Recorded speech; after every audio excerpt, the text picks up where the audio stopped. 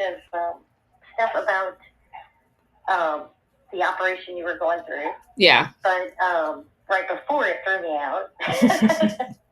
Yeah. I have reset everything over and over and over, and it just doesn't. It's just going to do it, and, that's all I can do. Mine comes in fits. It will do it like 3 days in a row, multiple times. And then for the next 3 or 4 days, it's fine. So I don't know what's going on. Don't really care. Right. All right. We're on chapter 16. When Anya visited Venezuela in December 2020, she covered the first legislative election since the opposition won control of the National Assembly in 2015. And when I was looking over this last night, preparing for today, when I started this chapter, which we're going to talk about elections, one of my first thoughts was, hold on just a second. The opposition won seats in their legislature, but I thought they had a corrupt system. So they elected Maduro in a presidential election, and then they have legislative elections, and the majority of the legislatures are from the opposition party. How can that be corrupt? I mean, either they shouldn't have been in the legislature or he shouldn't have, you know what I mean? If you're going to do this, would you not do it so that you had control of the legislature too? I don't. Again, details matter. And these are the things that you don't learn if you don't read alternative sources of information.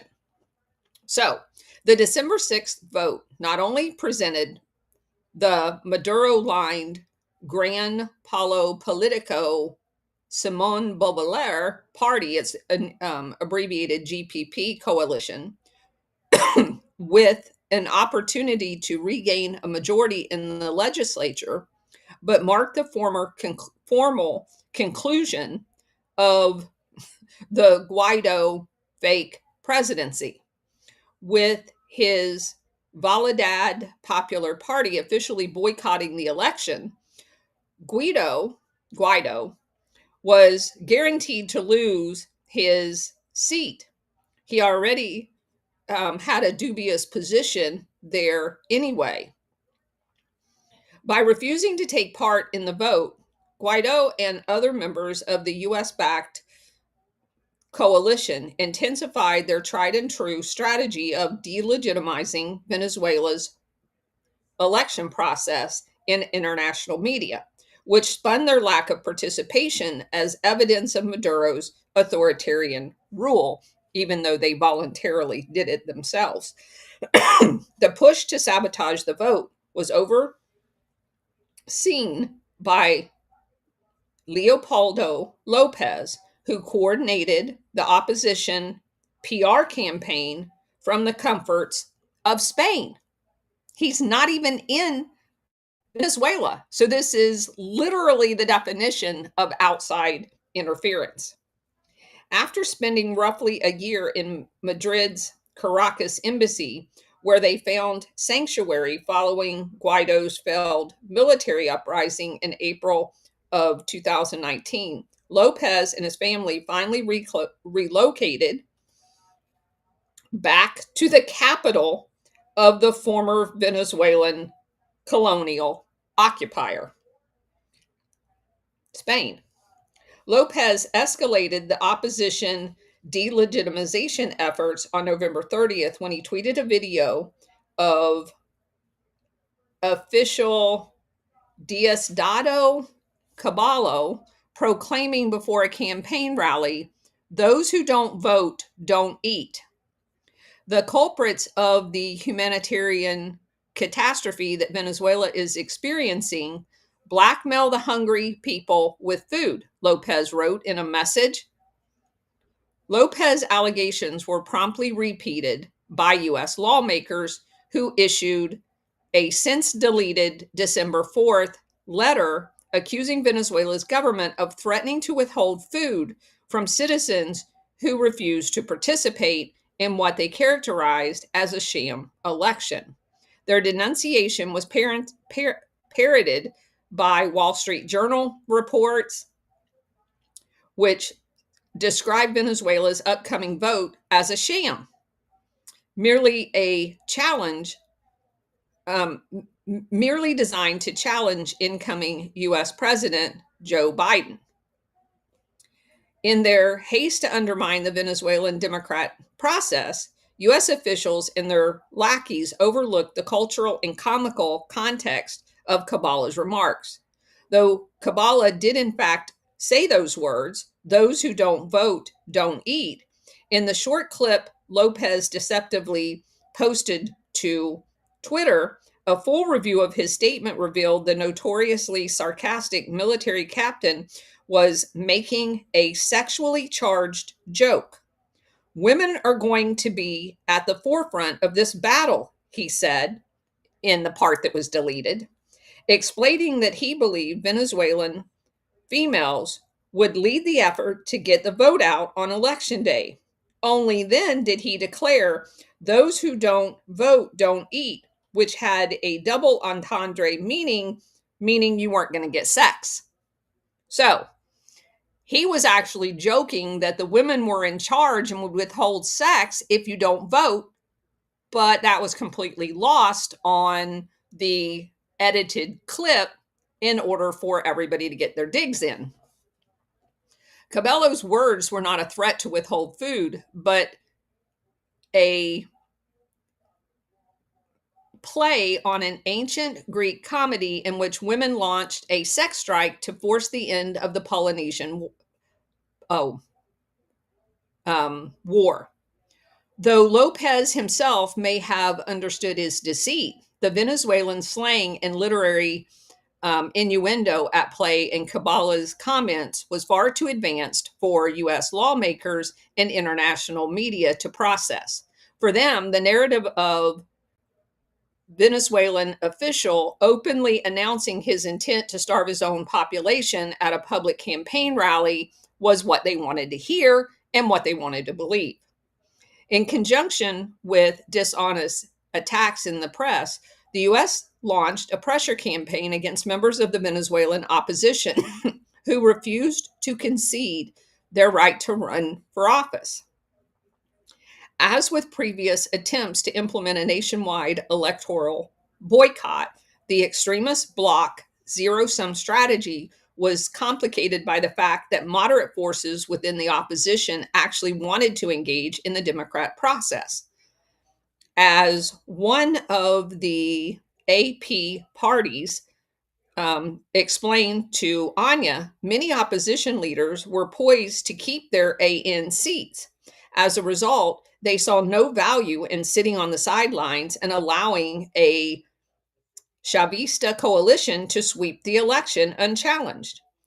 To intimidate candidates into complying with the boycott strategy, Washington levied sanctions against a variety of opposition figures who dared to challenge it. So not only are they sanctioning Maduro's government, now they're going to sanction the opposition in Venezuela to the Maduro government because they won't go along with their plan. That's crazy. Among those people that were targeted was Luis Parra, the anti-Maduro lawmaker and former Guaido ally who was elected leader of the Venezuelan National Assembly in the disputed January 2020 vote when Guaido climbed over the fence, as well as members of the opposition MUD coalition. While announcing the MUD sanctions, U.S. Secretary of State Mike Pompeo accused the targeted lawmakers of enabling Maduro's efforts to rob the people of Venezuela of their right to choose their leaders in free and fair elections, as he's robbing them from choosing their own leaders in a fair election. Washington's boycott campaign ultimately failed, as more than 100 parties fielded the candidates for the December 6th vote. To obscure this reality, Reuters openly asserted that opposition candidates who participated in the election were secretly collaborating with Maduro, running a December 3rd article accusing those who defied the boycott of suspected ties to Maduro. Just can't oppose them enough. Efforts to undermine the vote's validity extended far beyond those launched by Venezuela's US backed opposition and their media allies. Though Venezuela's government invited European officials to observe the vote in the summer of 2020, Brussels rejected the offer and called on Caracas to delay the constitutionally mandated elections. Critics of the EU decision claimed it was meant to delay Caracas's ability to legitimize the vote with the presence of an international observer. Regardless of over 300 foreign observers from 34 countries who did travel to Venezuela to monitor the vote, which went ahead on December 6th as constitutionally mandated, US officials leapt to disqualify the results almost immediately, and in some cases before the polls even closed and they announced the results. So it was unfair before it was even over. Venezuela's electoral fraud has already been committed, Pompeo went to Twitter and announced. The results announced by the illegitimate Maduro regime will not reflect the will of the people. Yet the vote concluded without incident, as more than 14,000 candidates from over 100 parties, the majority of which oppose Maduro's government, competed for 277 seats in the Venezuelan legislature. Though the radical opposition boycott resulted in lower voter participation rates than in the past, Venezuelan's American political analyst, Leonardo Flores, noted turnout was not drastically lower than those seen in Americans' midterm elections, which averaged around 40%. The PSUV GPP coalition, which is a group of two different parties, won 68% of the votes cast, securing a legislative supermajority. Beyond the material triumph, the vote was touted as a final defeat of the U.S. regime change policy, as it left Washington's coup leaders without a legitimate claim to any government office whatsoever. And so what happened was the people in Venezuela was so pissed off once it was exposed that Guaido and all of had arranged with his fake government the theft of Citco, for all intents and purposes. Even the opposition parties voted for people that supported Maduro. So it literally fits the definition of blowback when we try to do something to achieve one result and you achieve the exact opposite of what you're attempting to do. And that's what all of these efforts did. By the time of the election, roughly a month before Venezuela cast their ballots, former Vice President Joe Biden had declared victory over Trump in the 2020 election, which was marred by massive amounts of fraud accusations. For the first time in modern U.S. history, the winner of the presidential vote had not been declared on election night, but nearly 4 days after the polls closed. Though many U.S. citizens went to bed on November 3rd believing that Trump had secured a victory, with the delayed ballot counting that happened in all of the key battleground states and the mail-in voting thanks to COVID-19, you woke up and found out that he had lost the lead by this November 7th, had completely turned around in the fake and gay election to hand it to Biden. Regardless of your personal view, there's no denying that it is unprecedented circumstances prompting millions of US citizens to lose faith in their electoral system, and by extension, exceptional ideals of US democracy. This was not lost on foreign populations subject to Washington's regime change exploits, including the people of Venezuela.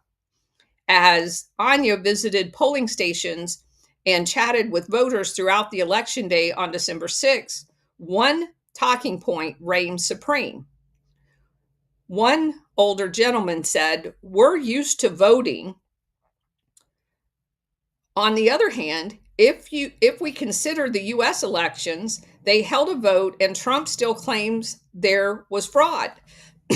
No one knows who the president is, but Biden, the winner, is now on standby."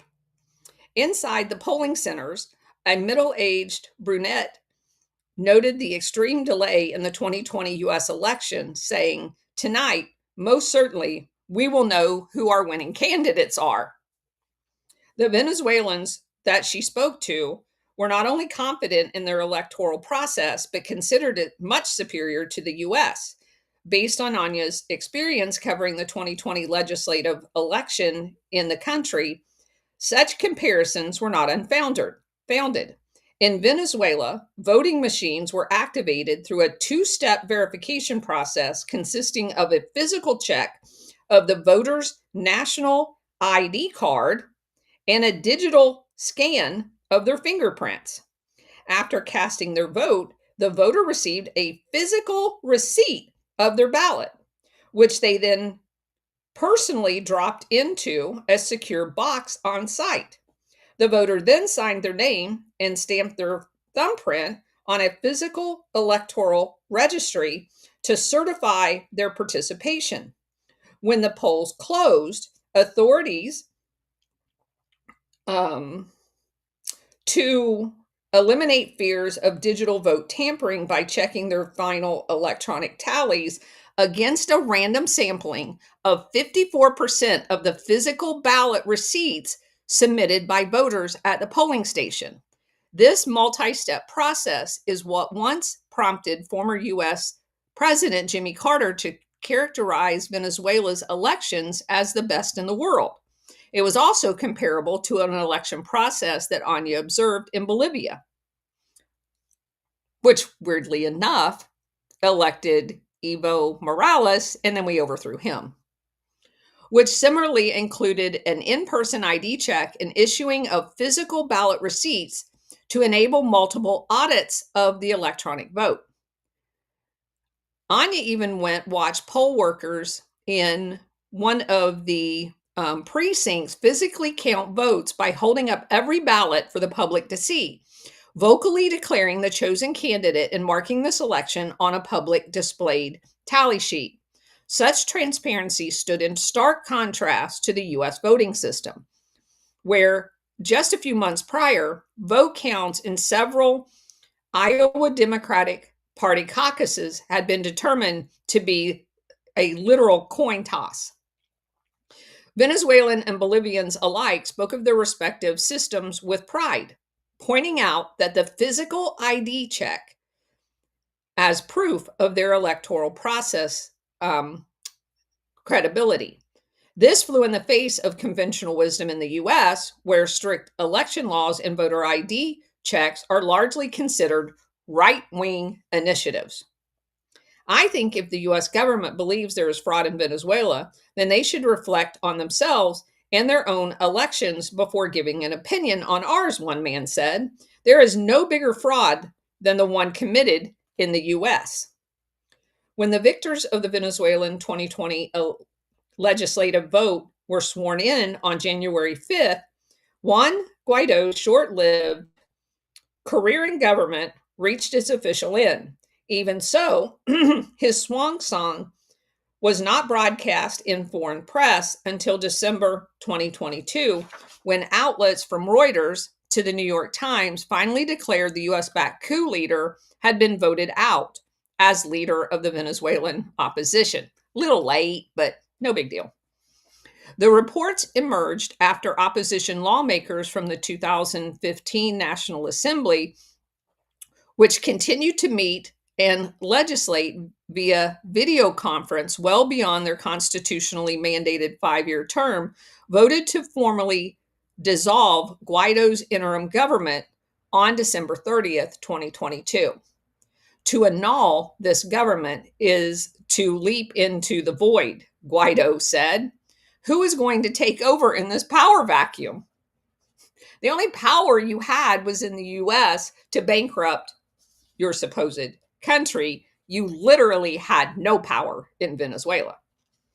The December 30th vote represented a monumental shift in the strategy of Venezuela's US backed opposition.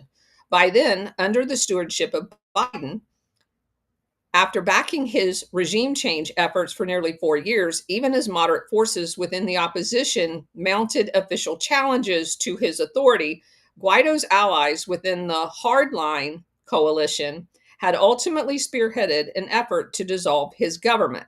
Their wish to oust Maduro, however, endured. Everything we're doing has to do with laying the foundation for a new stage of a more effective democratic struggle, one of the G4 people said. He was stressing the opposition goal was still to defeat Maduro. Considering G4's deep financial and political links to the US, primarily at the time USAID,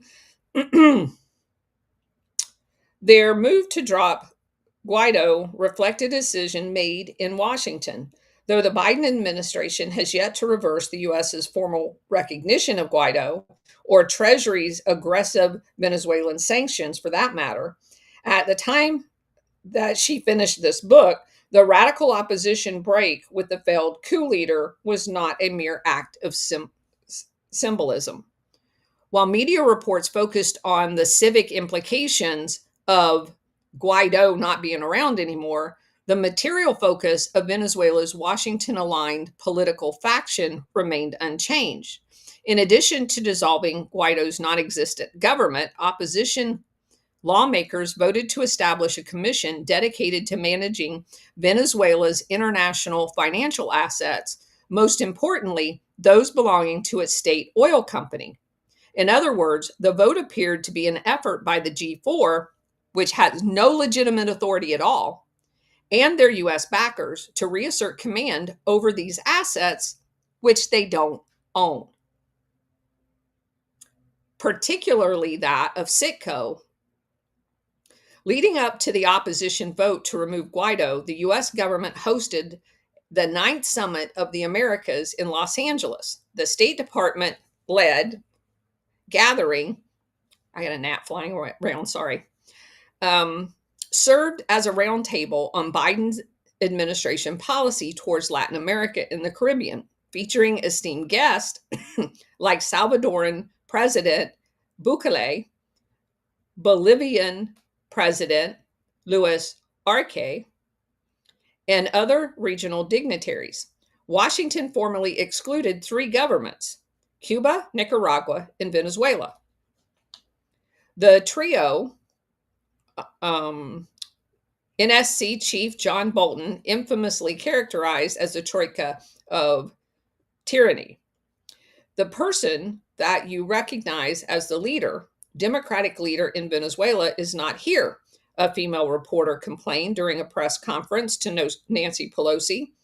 What do you think about the absence of Juan Guaido? Pelosi, the veteran Democratic Party leader who had momentarily adjourned from her partisan posturing to eagerly applaud Guaido's presence at President Trump's State of the Union address just 2 years prior. By whom? Nancy Pelosi asked. Meaning, what do you think about it? And she's like, are you asking me? Yeah, she was asking you. All right, next chapter, efficacy of gold. In a country beaming with natural resources, perhaps the most marvelous region of Venezuela, spanning over 4,000 square miles, is the Grand Savannah with flowing rivers, tabletop mountains, and tropical foliage. It is home to a section of Venezuela's most renowned national park and a gigantic territory that stretches over 11,000 square miles.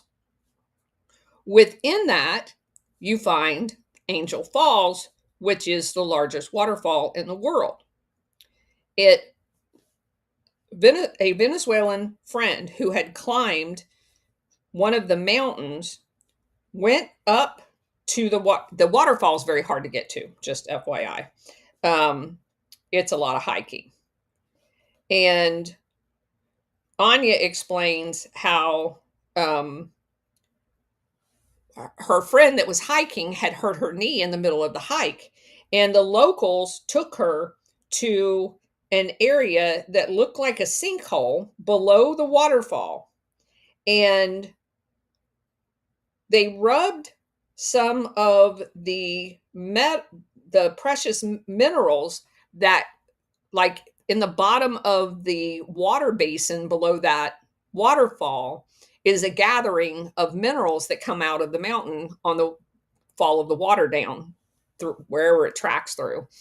And they rubbed it on her knee, and the woman was explaining to Anya that almost immediately all of the pain in her knee was gone. So they basically believe that there's a mythical power of Angel Falls that was rooted in the lack of industrial contamination. And that's one of the reasons why they don't want that area messed up. And of course, it has lots of minerals as well as gold. Venezuela hosts the largest untapped gold deposit in the world, with much of its supply of precious metal concentrated in that area. Gold is man's most eternal and universal fixation.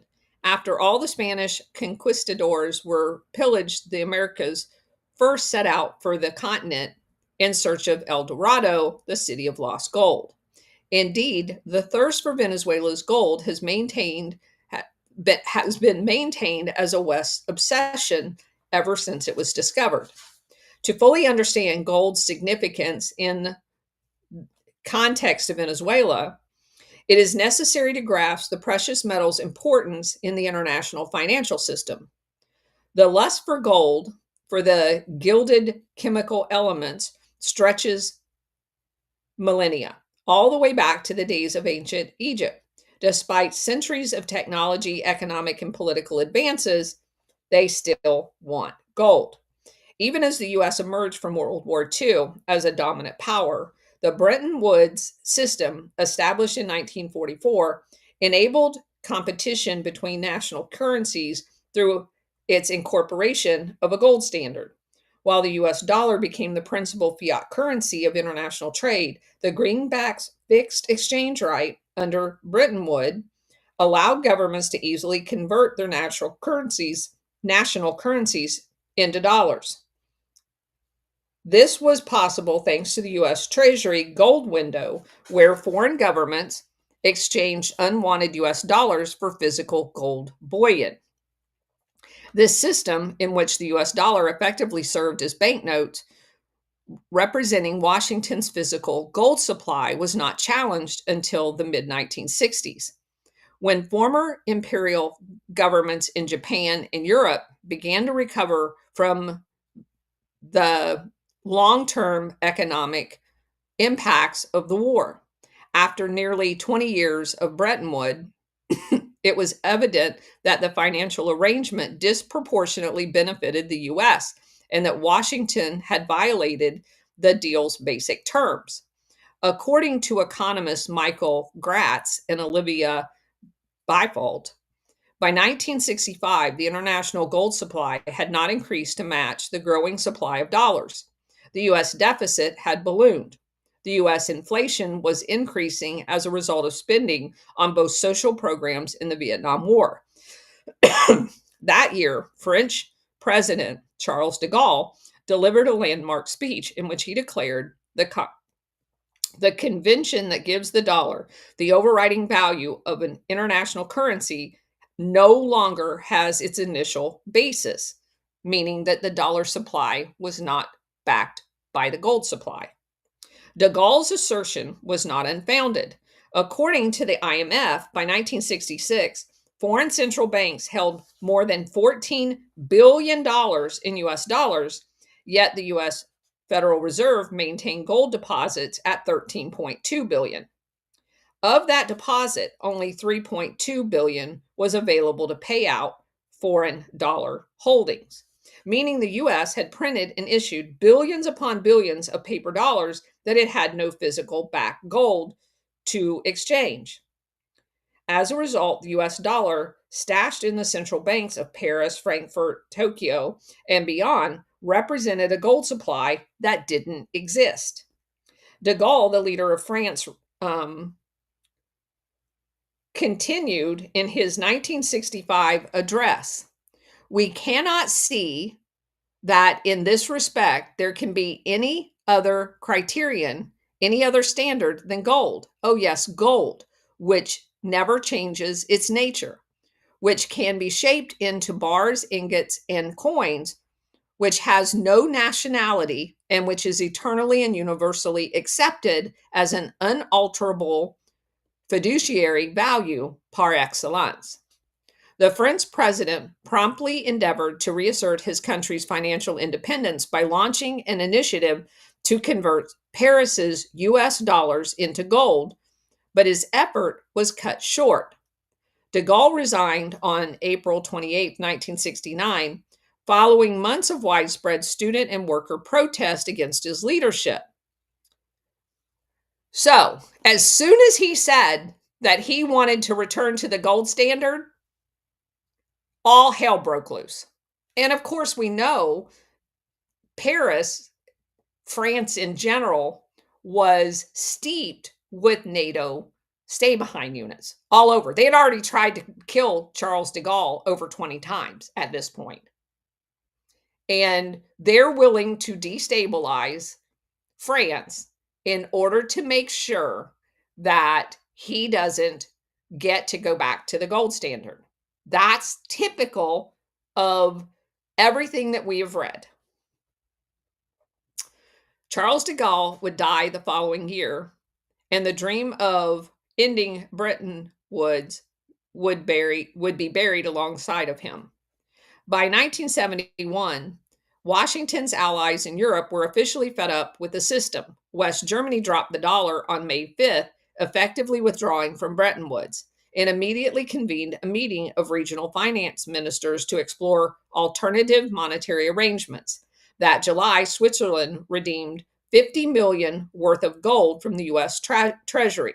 The following month, French President, now George Pompidou, deployed a warship to New York Harbor alongside with a demand to repatriate $191 million worth of gold. When Washington obliged, the U.S. gold reserves plunged to their lowest level since 1938.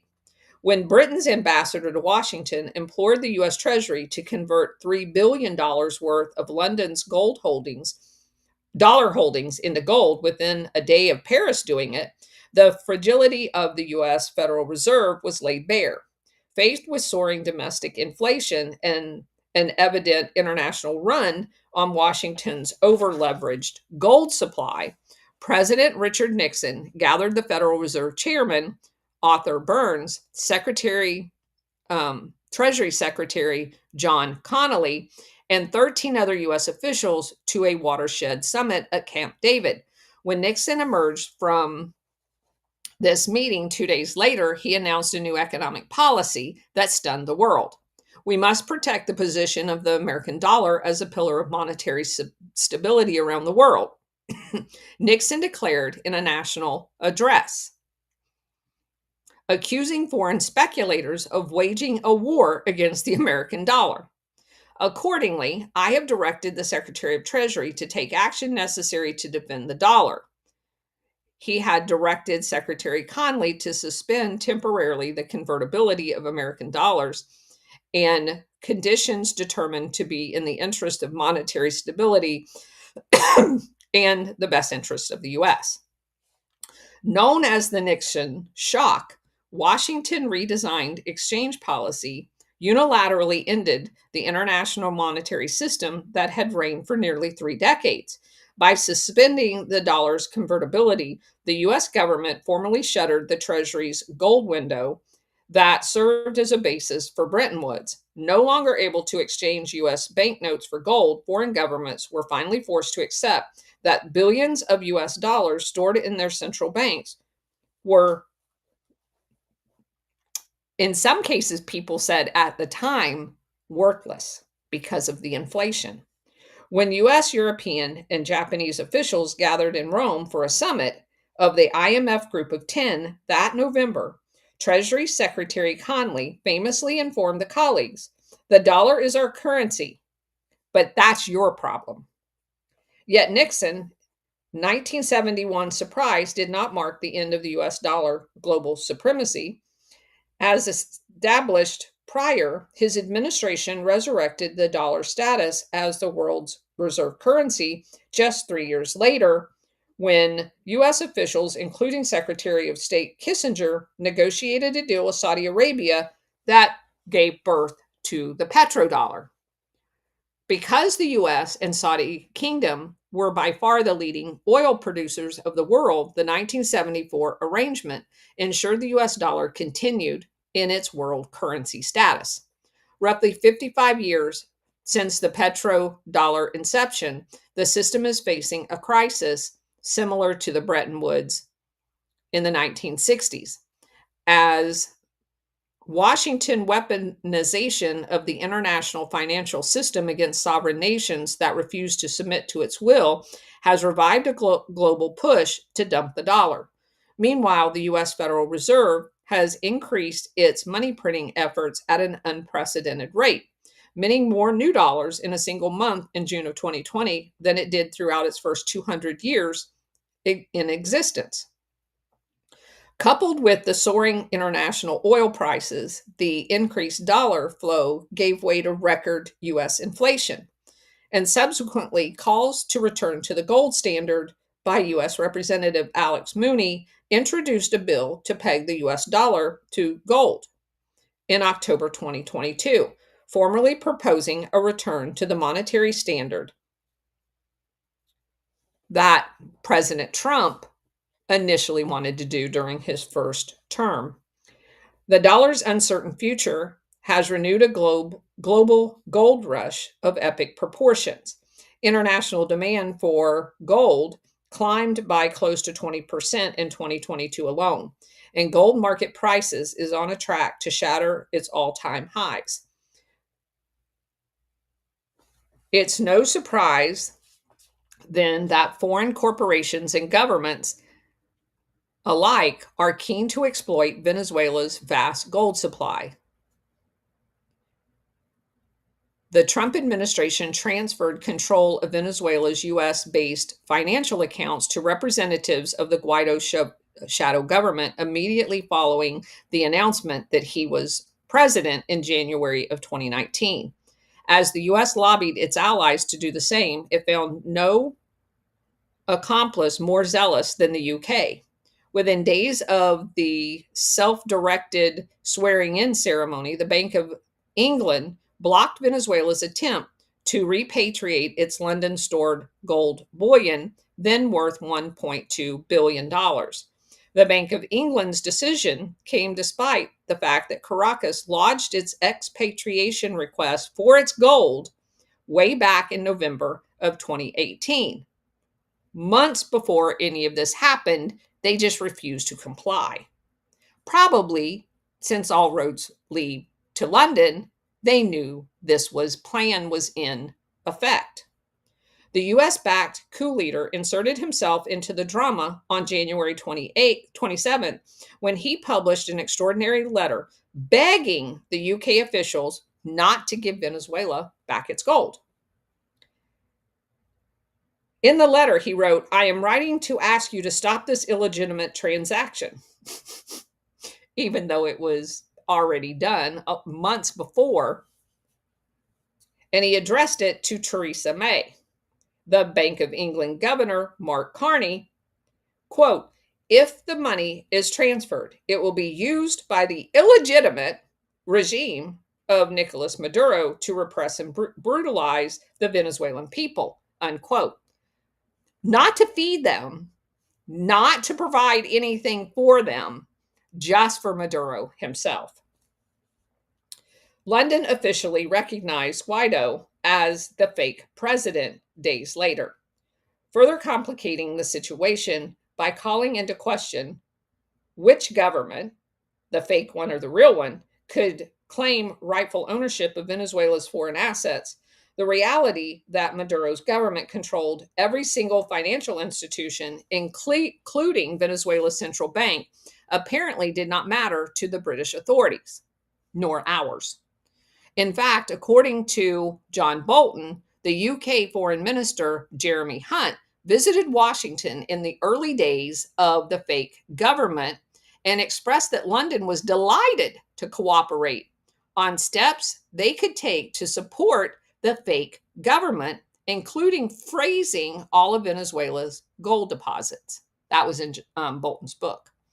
The UK Foreign and Commonwealth Office was so enthusiastic about the prospect of regime change in Caracas, in fact, that it quickly prepared plans to further exploit Venezuela's natural wealth in the event of the coup's success.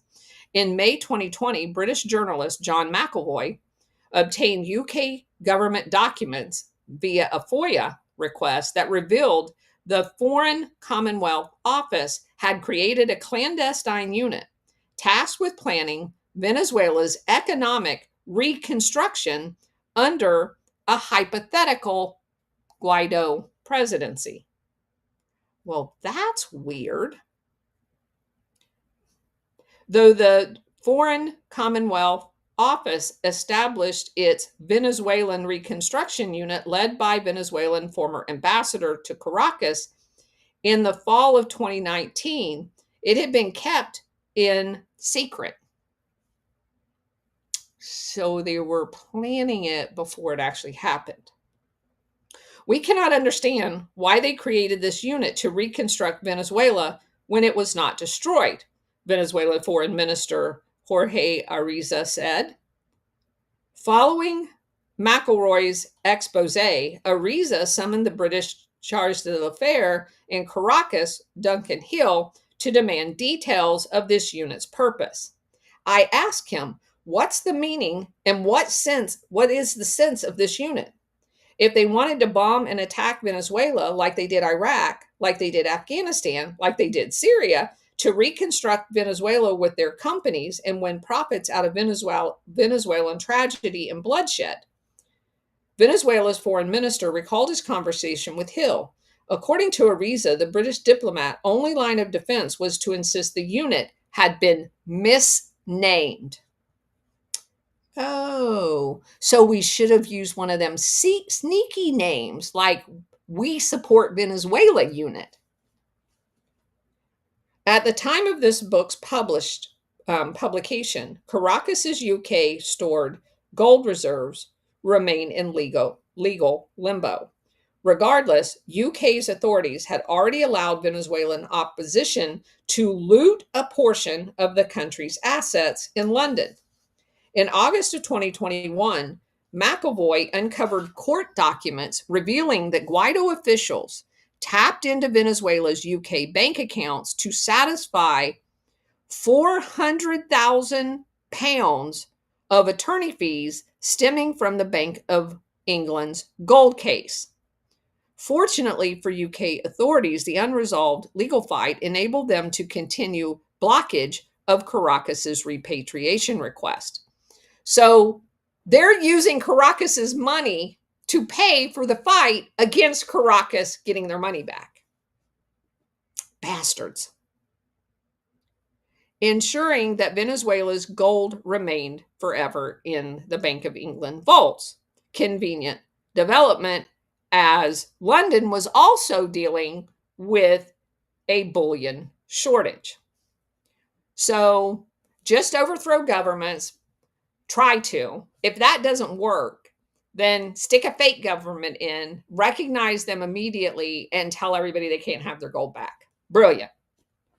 What's more, the market price of gold has skyrocketed in recent years, and Venezuela's UK stored reserve is now worth over $2 billion compared to its estimated value of 1.2 billion in 2018.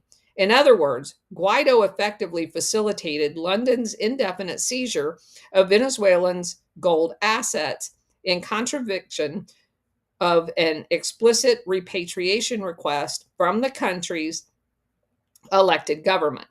London's modern treatment of Venezuela recalled the strategy of the British Crown deployed to establish its empire centuries ago when it contracted high seas pirates to seize ships and New World territories so they could control them. They invented a government in Narnia, a government of fantasy, to steal companies' money accounts and to steal gold from Venezuela, Maduro said. Across the Atlantic, meanwhile, Guaido's coup attempt yielded similar lucrative results for U.S. financial interests as well. As in the UK, Guaido's rise directly coincided with the U.S. effort to hold Venezuela's New York gold reserves.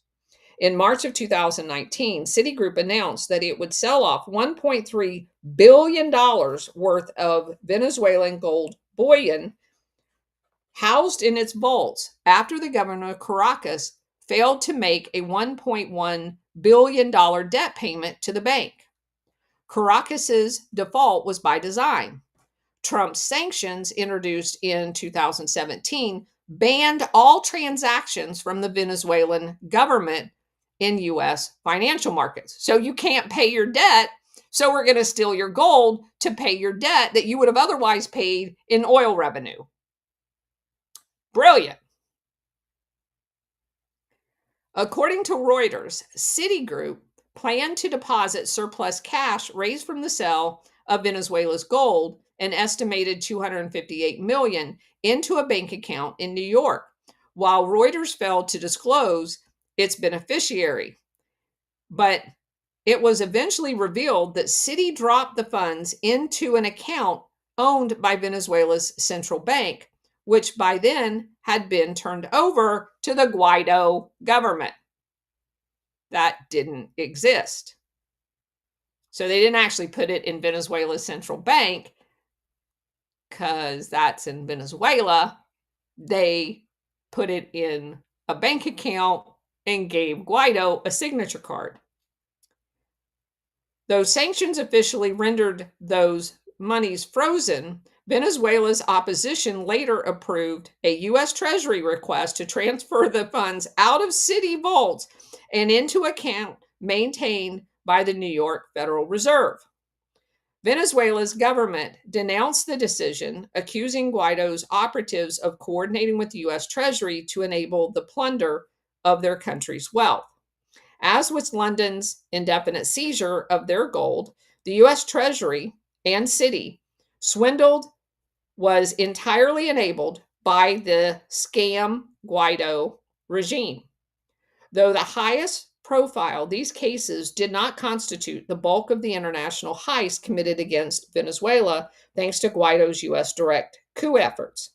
Portugal's Novo Banco, which is majority owned by a U.S. private equity fund, similarly blocked the transfer of $1.2 billion worth of Venezuela funds to Maduro's government in February of 2019.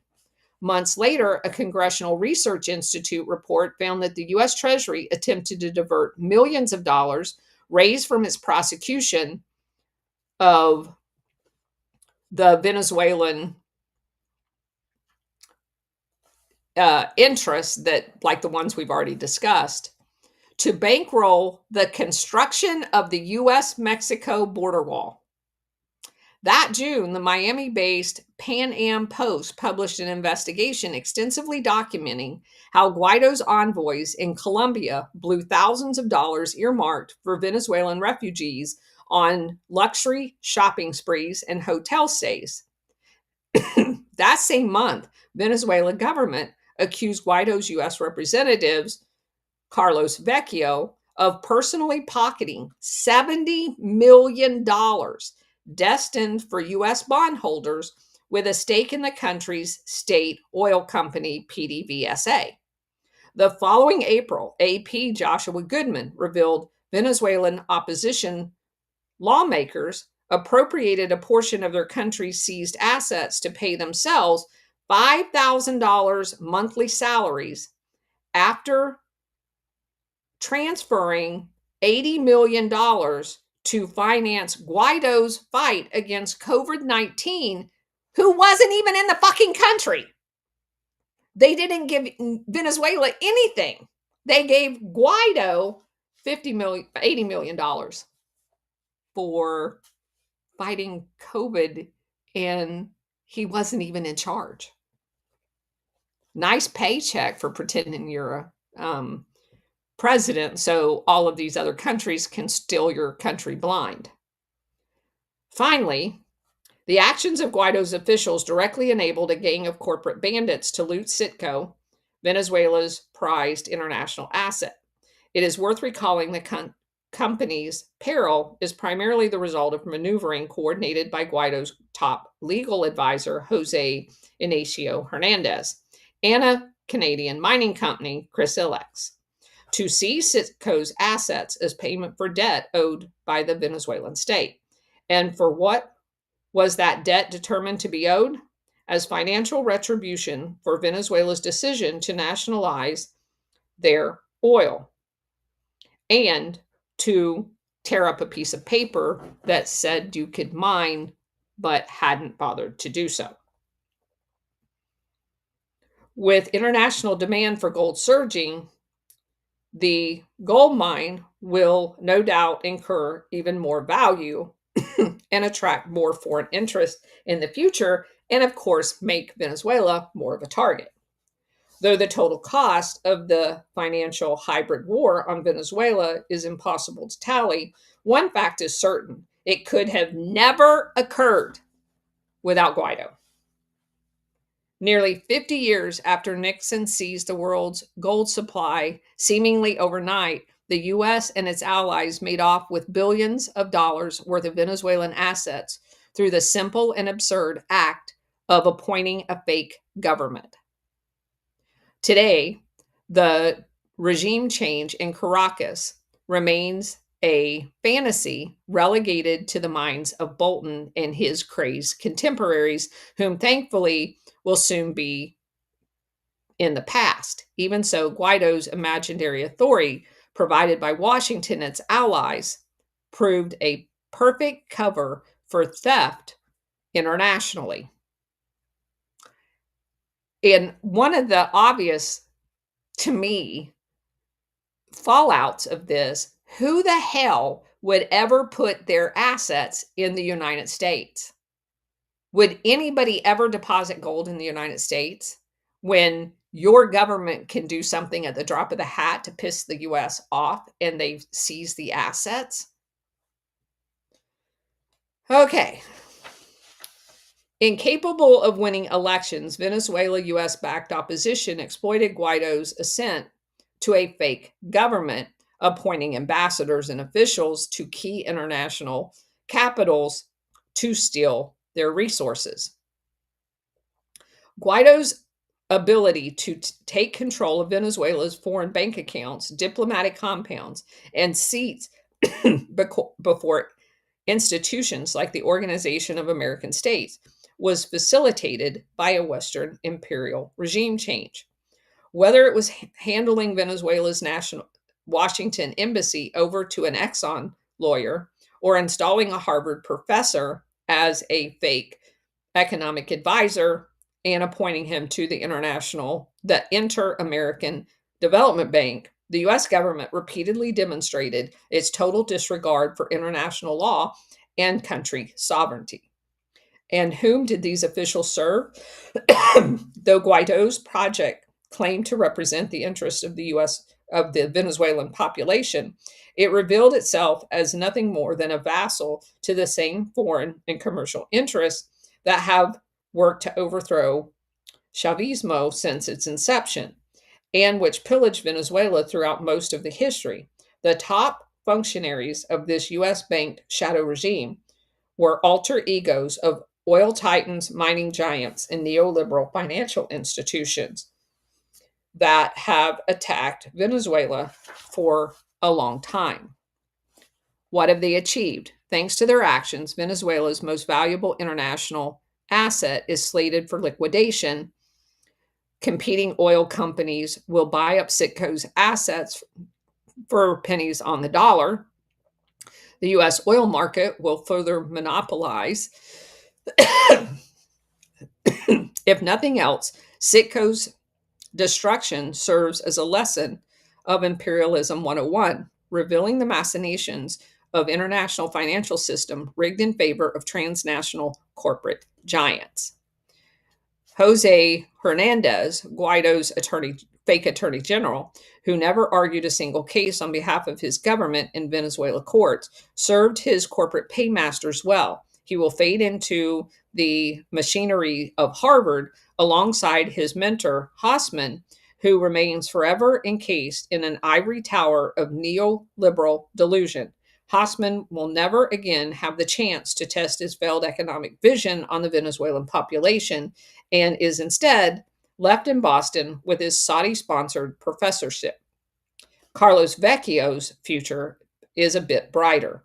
Though the U.S. government assumed official control over Venezuela's U.S. embassy in March of 2023, he will continue to serve as a de facto liaison between Venezuela's radical opposition and U.S. politicians vying for votes in South Florida.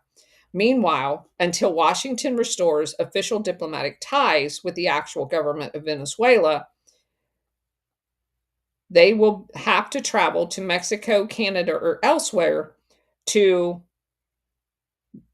conduct consular services. Venezuela's embassy in Washington remains empty, with cardboard blocking the view of anything on the inside. So that's the end of the book. I just find this absolutely fascinating because when you look at, let me just say this. If I wanted to affect a regime change and I was going to set up a fake government and I was going to have access to billions of dollars, would you not have used Guaido instead of killing people in Venezuela by starving them? Wouldn't you have tried to get him to hand out money there? Wouldn't you have tried to feed the people there? Wouldn't you have tried to use that money at least for the betterment of the Venezuelan people? But that never occurs to these people because that's never the intent. The intent is always to control the government. They don't give a shit about the people and to control the natural resources. They had lots of options, but none of those options would have ever occurred to these people because they don't give a shit about people. SR, go ahead. With the massive amounts of pain and suffering, I'm convinced that is also part of their underlying motive. No doubt. SR, go ahead. Thank you, and thank everybody for attending here on X and on Rumble. The way to end this book was absolutely marvelous, in my opinion. It went right to the money, the source. It's always the money. Now, yeah, we want the resources, but why? The money. We want the money. Yep. It's always about the money. Yep. So thank you, Colonel. Yeah, because with money, you have control of everybody. And that's the reason why, I've said it a million times. You can never, ever be dependent on the government to feed you because they also can starve you. So it's true with everything. If you depend on the government to educate you, they will miseducate you. You have to maintain the smallest footprint of federal government ever, because you have a lot more power as a population over your state and your county. And that's the way our republic was designed and set up for that reason.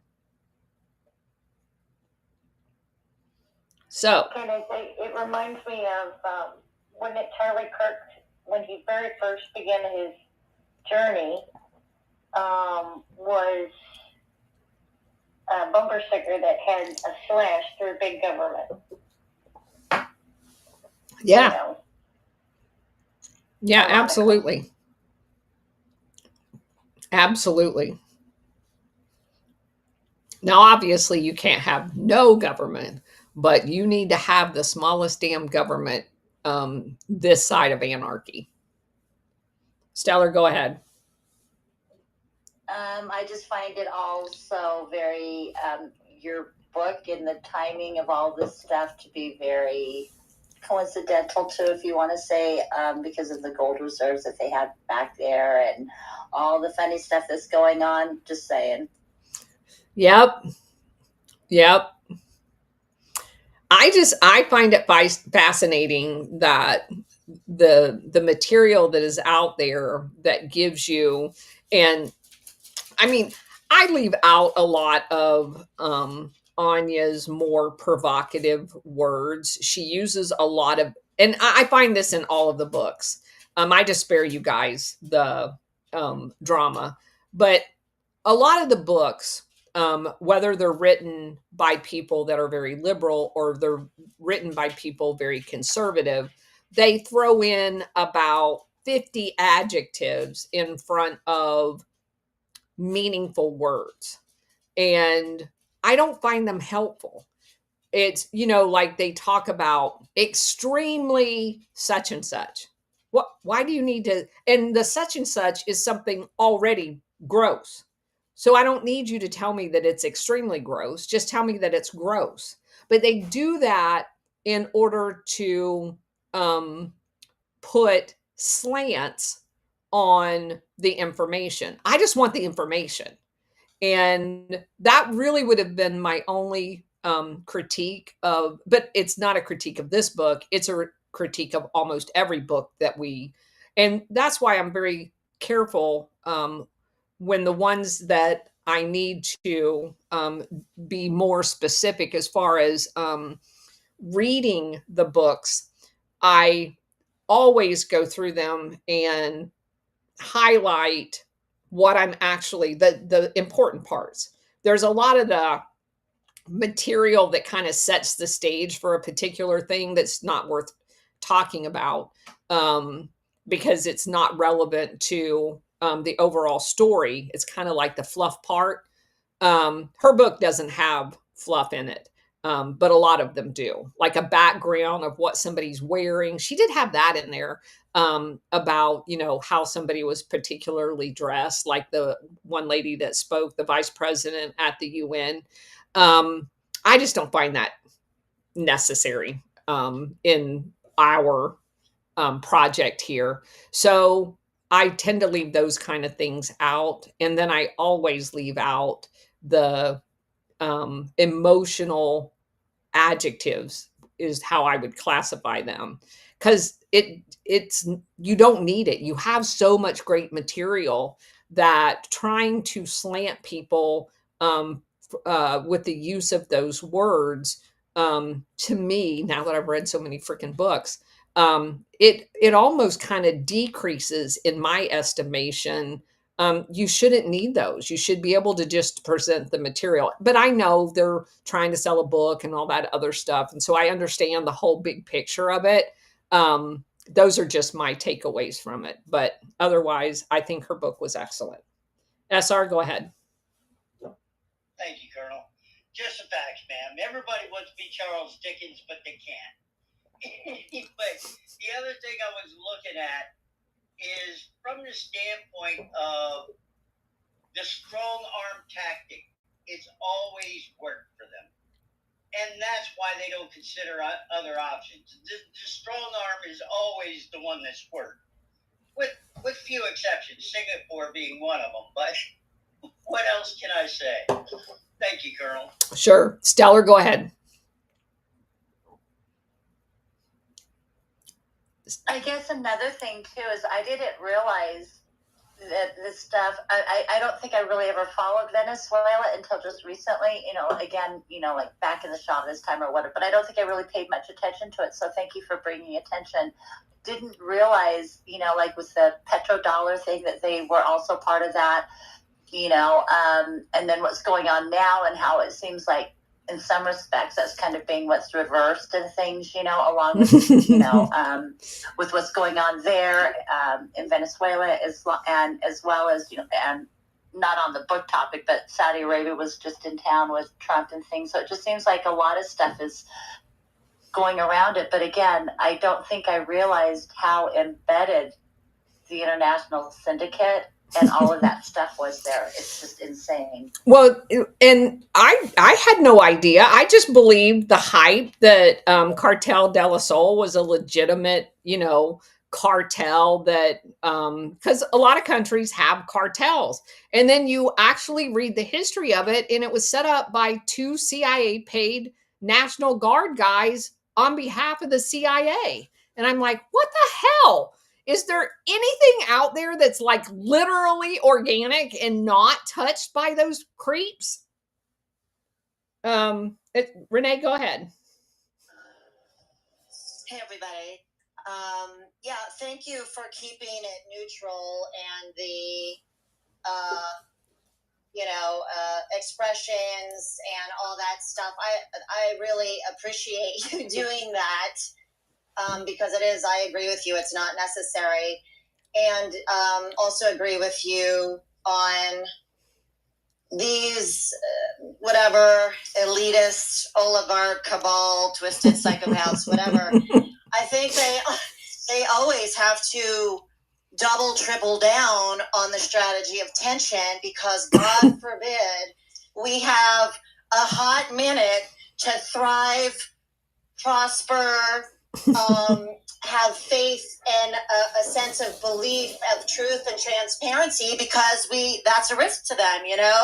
We may have a moment of our divinity and overthrow them, so they have to constantly double, triple down and keep that everybody in tension and that strategy of tension. There can't be a bloody minute that we can thrive in our divinity from our Creator, I feel. Yeah. So, and just to reiterate, one of the most interesting authors that I've come across as far as investigative work is Doug Valentine. But my gosh, his TDS is so freaking out of this world that you really have to have a strong constitution to read his material and not just want to throw the shit out. That's the factual part, because he over obsesses like on every other page about his hatred for Donald Trump. And as I was telling you when I was reading his material, I've got like 3 or 4 of his books. Very good about the Phoenix program and never mentions Johnson's role in it at all.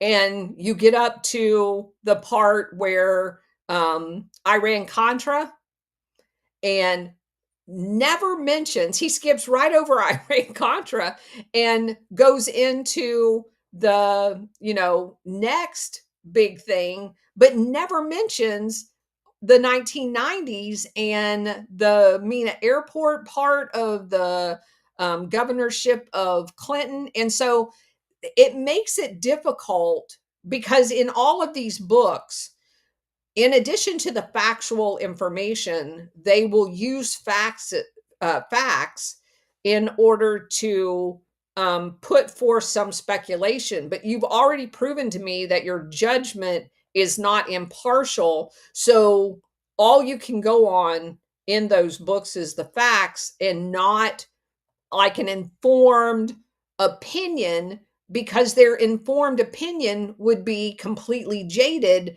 by, you are only writing historical information that happened during Republican administrations. And that's why I love people like Gary Webb and some of the other investigative reporters that we've covered. They don't give a shit what political party you're in.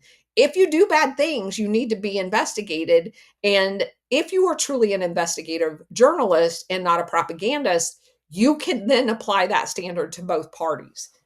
Why are you so awesome? Go ahead. Okay, again, another country trying to be sovereign and have their currency backed by gold, and we always wind up seeing what happens. As far as the whole party thing, I'm unaffiliated.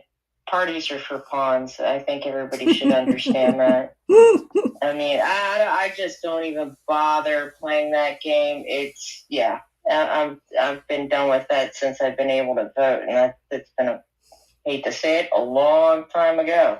So, again, I want to get up here and give you guys really thank you so much for bringing this out and bringing the dark to the light. And timing couldn't have been so perfect with this one with Venezuela. And I really appreciate how much information you're really getting out there. Everybody's got their Gladio glasses on, and we can see it very, very clear. So thank you again, Colonel. You're doing a wonderful, wonderful job. And Bridget and SR71, you guys, amazing, amazing work. Thank you again. Thank Appreciate you. it.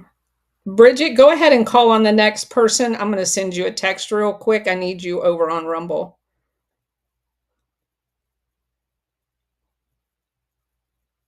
Are you there, Bridget? No. Bridget went away.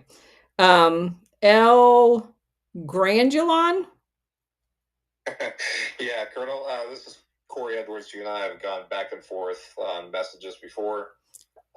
You had invited me on your podcast, and I emphasized I wasn't 100% comfortable with that out of fear of our government. But Understood. This is a subject that is very near and dear to me. I've been coming to Colombia for 32 years. First came here as a Mormon missionary when I was 19. My ex-wife is Colombian. My kids are half Colombian. My current wife is Colombian and Venezuelan. I have followed Venezuela and Colombia for years. I worked the Colombian target for a couple of years, and I'm currently located in Medellin, Colombia. Half my wife's family is Venezuelan and half of it's Colombian. So it's an issue I've followed for decades. And I just want, if people have questions about what's going on, I'd be happy to give my perspective, both as a former intelligence officer and as somebody that's had a close ties to Colombia and Venezuela for years. So are you at liberty to talk about what's going on in Colombia? Absolutely, because my primary target as an intelligence officer was Iran. It was not Colombia. I worked that target for 2 years. That was it, back in 2003 to 2005. So it's been a very long time that I've even worked on this target. But I've been coming to Colombia. Literally, I've come here about 25 times in the last 5 years because of my wife and her family waiting for her visa and everything. And I'm currently living in Colombia, Medellin. Okay. So, what is your take? I mean, obviously the material that we've covered, ranging back to the late 60s, 70s through the 80s, that the development of the narcotics industry that is commonly referred to as the Crystal Triangle,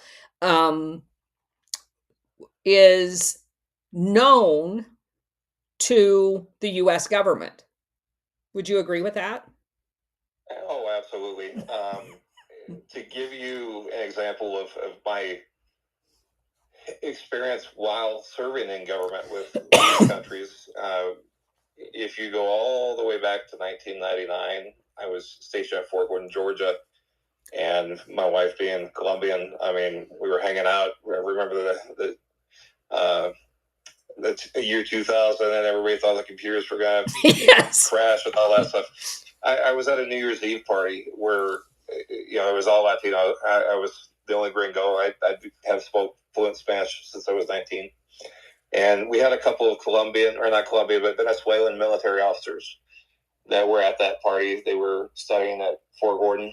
And this was right after Chavez was elected. And they told me that night, they said, we're not going back. We are scared to death of Chavez, and we're not going back. And they, shortly after New Year's Day, they disappeared. It was in the press and everything, and they were trying to find them around Georgia, around Fort Gordon. So that was my first experience with Venezuela, really understanding what was going on there. I watched when they took the guns away from the private citizens, and I believe it was 2015, 2017. And then with mass protests against, I think by then it was Maduro, started issuing guns to grannies and kids, and anybody that was a Chavista was allowed to have a gun provided from the government to keep the protesters in check. I remember Guaido. At the time, my ex was Colombian, but raised in Caracas, and had Venezuela is very dear to her. I think she probably felt more Venezuelan than she did Colombia because she grew up there. And a lot of Venezuelans put a lot of hope in Guaido. I agree with you. I think he was corrupt. I think it was an illusion, and most Venezuelans are not happy with Juan Guaido after everything that happened. As far as he was funded by USAID. Him and that Maria Mercado as well. Yep. Machado it probably is as well. The people tend to like her a lot more, and she has sacrificed a lot more and put her life on the line more times. But that group that she founded down there was 100% USAID. Oh, I don't doubt it. I'm not saying I doubt it. Yeah. But I'm just talking about the sentiment of the Venezuelan people. Yeah. Obviously, Gonzalez, the one that ran because Machado was banned from running, he's a total puppet. I mean, he's kind of worthless, and most Venezuelans see him that way. As far as narcotics trafficking, I have personally worked counter-narcotics, counter-human smuggling, counter-guerrilla operations. I was assigned to the U.S. Virgin Islands and Puerto Rico as the senior intelligence officer from Homeland Security. I answered to nobody in the Caribbean. My boss was in Atlanta. His boss was at the secretary level at DHS back in 2012 to 2014. I've personally been on vessel incursions in Puerto Rico and U.S. Virgin Islands where all the trash was from Venezuela. The boat names were registered in Venezuela. They were Venezuelan boats, and they were drug boats that came basically island hopping through the Antilles and all the way up to USVI in Puerto Rico. You have a lot of coastline there. Right. A lot. If drugs or people can get to either Dominican Republic, Puerto Rico, or U.S. Virgin Islands, from Puerto Rico to or U.S. Virgin Islands to the U.S. is a domestic flight. They do not have to go through any kind of customs and border protection. They don't go through any real screenings because of that. During that time, we had small planes that would fly over the mountains in Puerto Rico, drop drugs in the mountains to be collected. Yeah. People on the ground, a lot of them Puerto Rican, would then find a house. They'd stash houses. Yeah. Yeah, they pay like $3,000 to some high school kid to find an apartment in the projects, and they stash it there until they can move it. Puerto Rican law enforcement, Puerto Rican government tries not to go into the housing projects because they get shot up. If they turn off the power for non-payment, they'll get shot up. I mean, it's a violent place. I basically was the liaison between all federal, state, and local law enforcement agencies in Puerto Rico and U.S. Virgin Islands during that time. So here's my problem with what you just said. At this point, I'm not denying there's drugs coming out of Venezuela. Yep. What I have a problem with now that I know how the CIA operates is they set up fronts in countries that they're targeting for other reasons to pin narcotic trafficking on them. I mean, we know that they did that in Nicaragua. They've done it repeatedly all over the world. Sure. And at the same time, then, in countries like Thailand or Colombia, like, there's so many people that in the national police, in the military, that is part of the narco trafficking. And we're giving, like in the case of Thailand, $35 million to the national police so they'll let the narcotics fly in and out of the airports and the seaports. Colonel Towner, I don't think that Elle can hear you. What happened to him? He kept saying hello, hello while you were speaking, so I didn't think he could okay. Necesita llave. Okay. Can you hear me now? All right. Let me go out. Let me get Bridget back up here. I'm going to go out and come back in case it's me.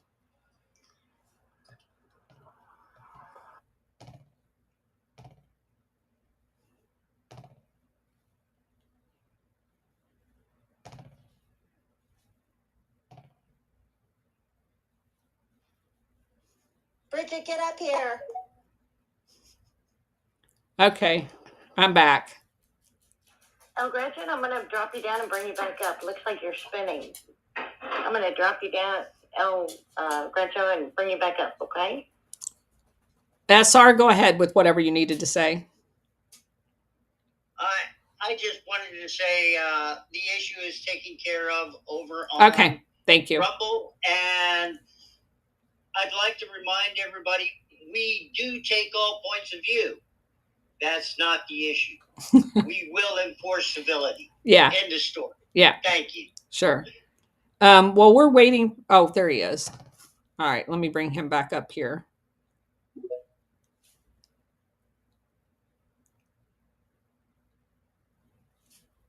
Is it okay if I touch on that, Jess? Hold on just a second. I wanted to let Elle Grangelin, Corey, let him respond to that. Wonderful here in Medellin, so I ended up getting dropped out. Okay. Okay, so you started talking and telling me that you had issues with CIA back and all this stuff, and then I lost. Okay, so my point was that the CIA has the ability to set up front companies in countries to traffic drugs out of. I mean, they even they did it in Nicaragua a lot to implicate the Sandinista government. And then, Congress gives them $100 million to go overthrow the Sandinista government by training the Contras. And the drugs weren't coming from the Sandinista government. They were coming from Colombia, and they all knew it. And they faked pictures. We found all of those fake fishing shrimp boats that were fake companies that they were using so that they can implicate countries in drug trafficking when later on they may want to overthrow them. They now have a talking point. And a lot of those operations in countries was going on without necessarily the country's government realizing it. And then in some cases, once they realized it, they were able to shut it down. But I want people to understand the whole picture of this, that because the CIA has lied to us so often about so much, it's almost impossible to believe anything at this point. Go ahead. Sure. So here's my point of view, as not necessarily a common one, and it probably conflicts with your point of view. I love it. Does the CIA benefit overthrowing the Maduro regime or keeping the Maduro regime? Well, the CIA does what it's told to do by an international cartel that wants access to the oil and the gold. So it's kind of the wrong, in my opinion, the wrong question to ask. The CIA is, in my opinion, controlled and dictated to by a much higher authority, and it's not the U.S. government. So I would agree with that. And look, I'm very anti-agency. yeah. I have my reasons. Haven't been in human intelligence. Haven't been in the intelligence community. Because you know. For 23 years, I worked for DIA. I have no love whatsoever for the agency. I left the intelligence community, as I think I mentioned to you before, because of corruption I saw, and was pretty disgusted with a lot of things I saw, both in the wars at home and elsewhere in the world. So I left a GS-14 position, which is fairly high up, Yep. in disgust, which there's not many government, especially GS-14 level people, that would give up a No. six-figure federal career No. and future pension. Yes. And stand on principle. I did. I've suffered a lot because of it. The transition to the civilian world has not been easy at all. But in my opinion, I think they would rather have the Maduro regime in place. I think they would rather have the Petro regime in place here in Colombia. I see the situation, escalating tensions, possible toppling of the Venezuelan government as Trump's attempt to correct several things. The excuse is drugs and drug trafficking and Cartel de los Soles and all that stuff. There's a lot more at play than just that. You have strong Cuban influence. You have strong Iranian influence. You have strong Chinese influence. You have spread of socialism, communism, whatever you want to call it, throughout Latin America in our backyard. You have the flood of immigrants into the U.S. during the Biden regime, backed by the Maduro regime. Tren de Aragua, you have Clan del Golfo, which I have a lot of hatred for right now, since they beat up and extorted my wife in Santa Marta last month. So in my opinion, the CIA benefits more by keeping the drugs flowing and the people flowing and having those two regimes in place than they do toppling the Maduro regime. Is there oil in Venezuela? Yes. Is there gold in Venezuela? Yes. Does it all come down to the money? We know all wars come down to the money. It certainly did in Iraq and Afghanistan. Yep. But that's going to be regardless of what country is starting the war. That's going to be, money, economics, resources are what run the world, and run world economies and everything else. So the fact that the U.S. would be exerting control over natural resources, the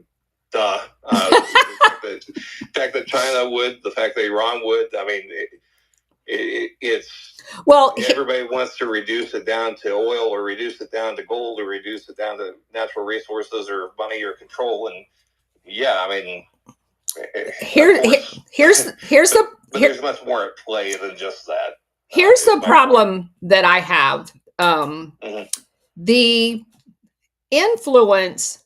So, and this has happened in, I don't know, 90 some countries that we've researched. What's amazing to me is in the case of many of these countries, in the past, let's say before the Soviet Union fell, there was only one country to call if the U.S. put their gun sight on you. Because there was only one country that didn't give a shit about what the U.S. thought of their trading partners. Yep. That was the Soviet Union.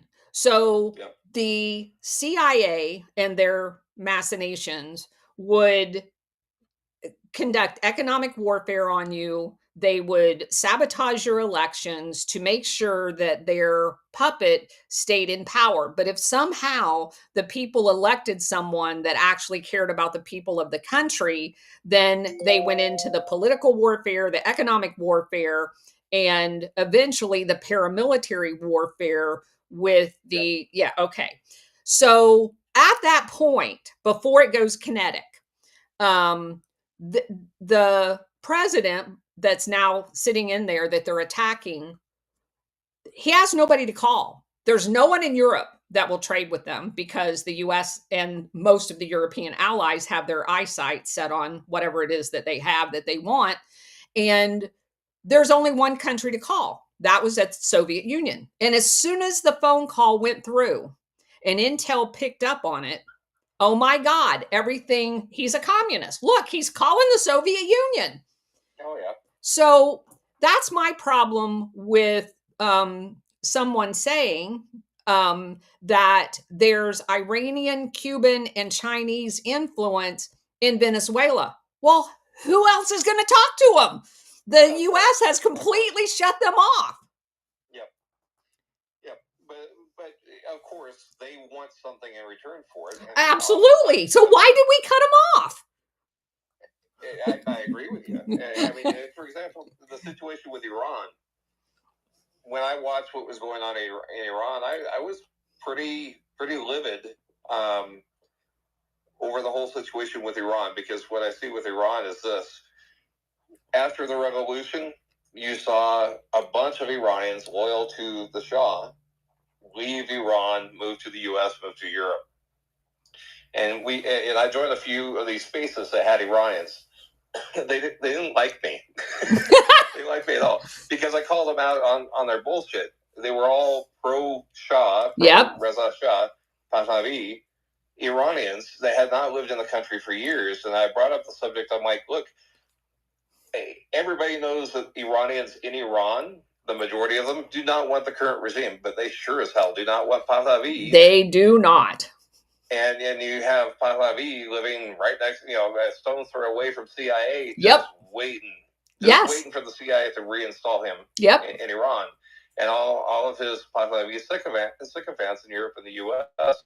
that haven't lived in Iran for decades, hoping for this glorious return to power. Well, that does not serve the people of Iran that have been there their entire lives and frankly been fed propaganda by the regime, or that are old enough that they remember how bad Pahlavi's father was. And the Savak was. And the Savak, yes, exactly. And if you could have heard the hell I caught from Iranians on those spaces, they were not happy with me for bringing it up, and I was stupid, and I don't know what I'm talking about. I'm like, okay, I worked the Target for 21 years, but I speak Farsi. I mean, but I feel it's the same way with Venezuela. The people in Venezuela do not want the Maduro regime. There's a lot of Venezuelans here in Medellin and Colombia that I talk to and I am friends with, and all of them are hoping and praying that Papa Trump will take out Maduro. A lot of them, I have Venezuelans ask me all the time, why is he taking so long? Why hasn't? And they're losing hope that Maduro could be removed.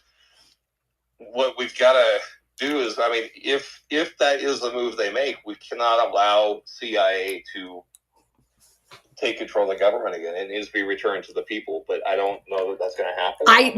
I have never seen them separated. That's my problem. You've never seen them suffering? I've never seen them separated. If there's an overthrow, there is never a good person that in the 90 plus coups that I have studied, there has never, ever once in a CIA orchestrated coup led to a democratic government, ever. Yeah. And that's why at the end of the day, I was kind of happy with Trump's restraint at taking out nuclear facilities and stopping right there, because it did not give Israel what they wanted. It didn't give the CIA what they wanted. I saw this. Trump removed the excuse for war. He's very good at that, actually. Yes, and I'm hoping something similar would happen in Venezuela if we do go into Venezuela. I don't have much faith in the agency. I don't have much faith in the politicians. I mean, you've got people like Lindsey Graham that just, God, get a hard on for anything war related, yet have never served and never been to war themselves. I mean, I've been to war 3 times. Technically, he did serve, but he was a JAG officer, so your point is still valid. I agree. And Colonel, look, I love you. You're a former officer. I'm not trying to knock all officers, but I had a JAG full bird colonel deploy with me in Afghanistan in 2015. My last deployment was 2020 to 2021. But in 2015, we had a JAG colonel had to go to the war zone so he could get his combat pass to get promoted to brigadier general. And the first thing he asked when he got in country in our office was like, "Where's the pool?" Sir, there is no pool. It's a combat on there. Yeah, well, he must have went to the same JAG school that Lindsey Graham did. I don't know if you read that long diatribe that I wrote about him having to do the exact same thing. But him going was illegal. Him going was 100% illegal. Lindsey can claim military service. Yes. Did he serve? Yes, but not a war fighter, not on the ground. Not hell no. Himself at risk. No, he's a Hopefully pansy. You're not JAG colonel. No, I actually spent 8 years in aircraft maintenance and then got my commission. Okay. So I've actually had a real job at one point in my life. Yeah. But I can tell you, the Venezuelans, I know if we don't take out the regime, they're going to feel hopeless. They feel it's their last hope. Not saying we should, not saying we shouldn't. On a personal note, I would love to see Maduro gone, but I don't want to see the country controlled by the agency either. So yeah, I'm kind of walking that line. I would love to see true freedom for Venezuelans and true freedom for Colombians. I mean, a lot of the Colombians here are like, hopefully they take Petro with him. I mean, things are getting worse in Colombia. They're not as bad as when I lived here in 93 and 94, but they've definitely gotten worse since Uribe left. That was kind of the peak of security in Colombia at the time, but yeah. And he has some really weird ties too. Oh yeah. Yeah, I mean, he's tied to the cartels and tied to the guerrillas. And look, I have a video of the last election. My wife was in Santa Marta. We were waiting for her visa, and she sent me a video of armored military vehicles coming from Venezuela into Santa Marta to suppress the vote for Fico Gutierrez, who was running against Petro, who's the current mayor of Medellin. If you had a Gutierrez sticker or whatever on your car, they were burning cars. They were intimidating people. And in Venezuela, I mean, I have seen no reports in press. All I have is what my wife sent me, and she's like, these were coming from Maracaibo, not Maracaibo, but on the border of Venezuela and Colombia, Maicao, into Santa Marta.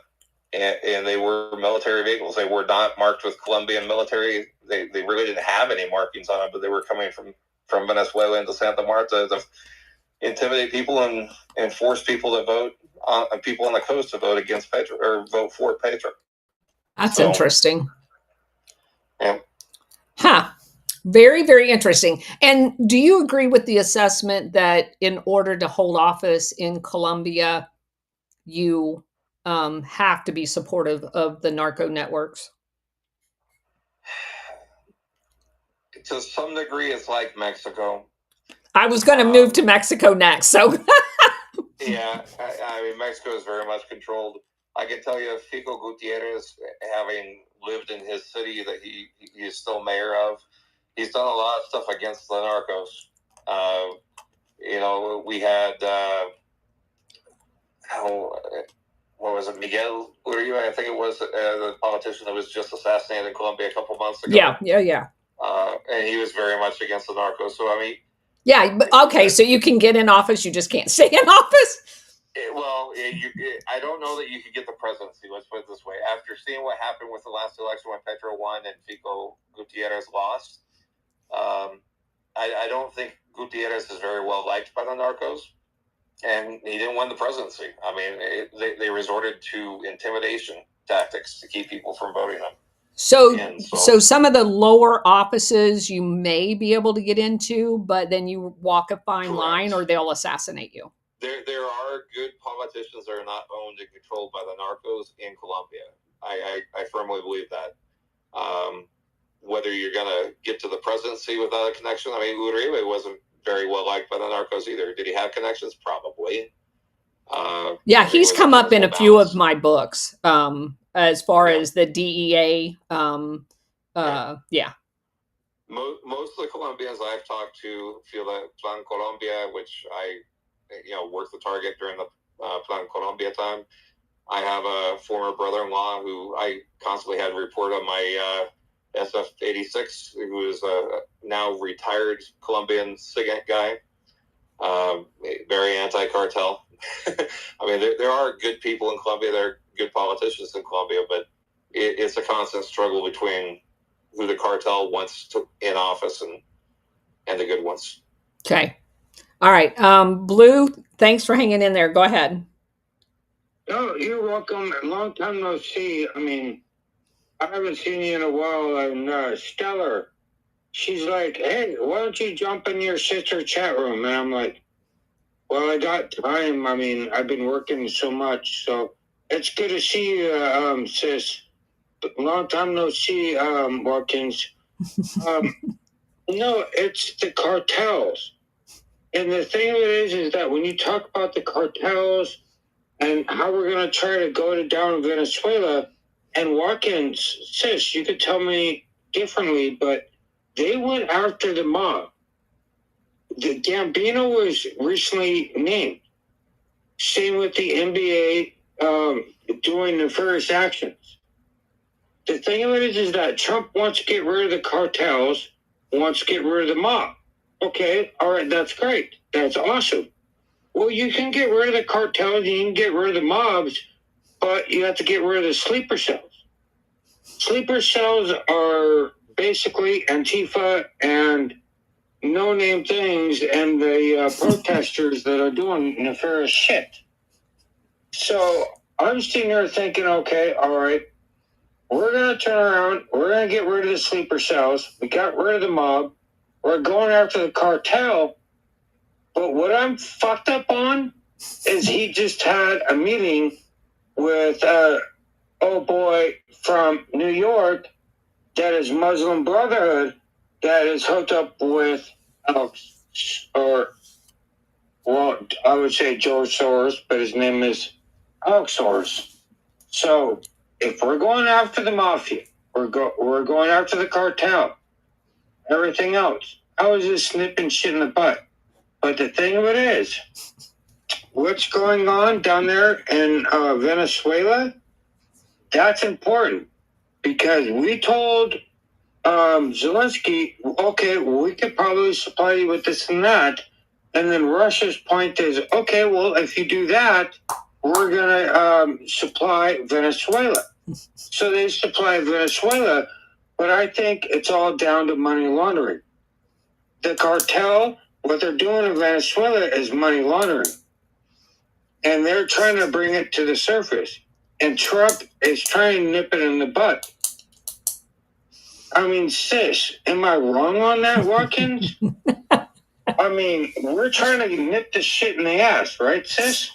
I definitely think we're trying to eliminate all of that. SR, go ahead. Thank you, Colonel. And I want to thank El Grandalon, love the moniker, by the way, for your insight quite a bit. But I do have, my point of view says, even if you settle for Maduro and you don't get rid of this stuff, you're not going to stop the drugs coming into the U.S. because of the CIA and because of the way they operate. I would much rather Venezuela go on its own. Now, as unfortunate as that may be, that's the way I see it. On a second note, what I really want to ask you about is PMCs and the CIA and what really goes on there and how much, if at all, you were involved in any of that. Thank you. Go ahead, Corey. All right. So you're asking me about PMCs? He was actually a civilian SR. He didn't. He was not. Okay. Yeah. Okay.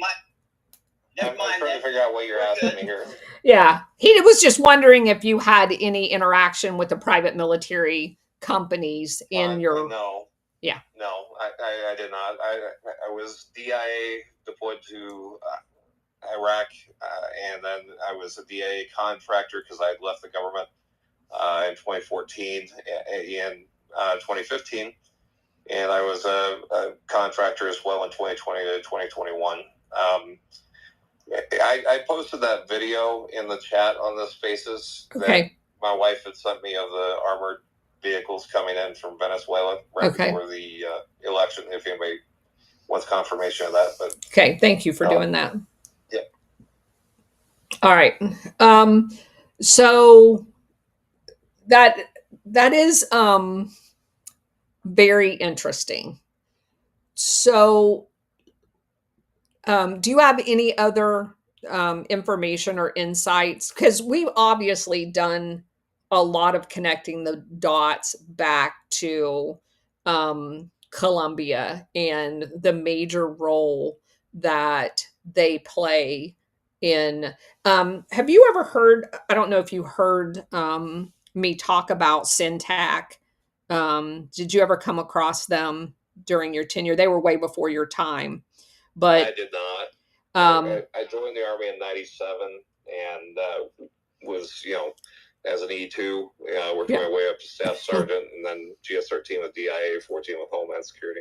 So Syntac was Central Tactical Units that was set up in the 70s. And as soon as Reagan and Bush, Mr. CIA, got into office, they disbanded them. But they were central units that worked across the spectrum of IRS, DEA, every they even had some former CIA guys on some of the teams that had got disgusted with the CIA once they found out they were actually facilitating the drugs and not trying to stop them. And they set up operations to take them down from the top down, as opposed to what FBI and law enforcement does here, and DEA for that matter, and going from the bottom up. And they were extremely, extremely effective. Made more arrests than anyone in the time frame that they existed. And there was all their position was always take you got to find the head of the snake. And a couple of times they got the head, a couple of times they didn't get the head, but they got 200 or 300 of the first lieutenants on down. They never worried about the underlings that are the guys out on the streets, because they disrupted the entire network. And every single case that they ran, that 1,000-page book I read, talked about all centers on Colombia, on the cocaine side. Well, seeing it's just the thing of it is that when I read and I watched how the mafia was made, they started a casino down there. I believe it was the New York mafia that started the casinos and everything down there. Down and where? That's how they got rich. And then they went to the cartels, because there was like a whole mafia cartel type of thing. Hold on. Yeah, hold on just a second.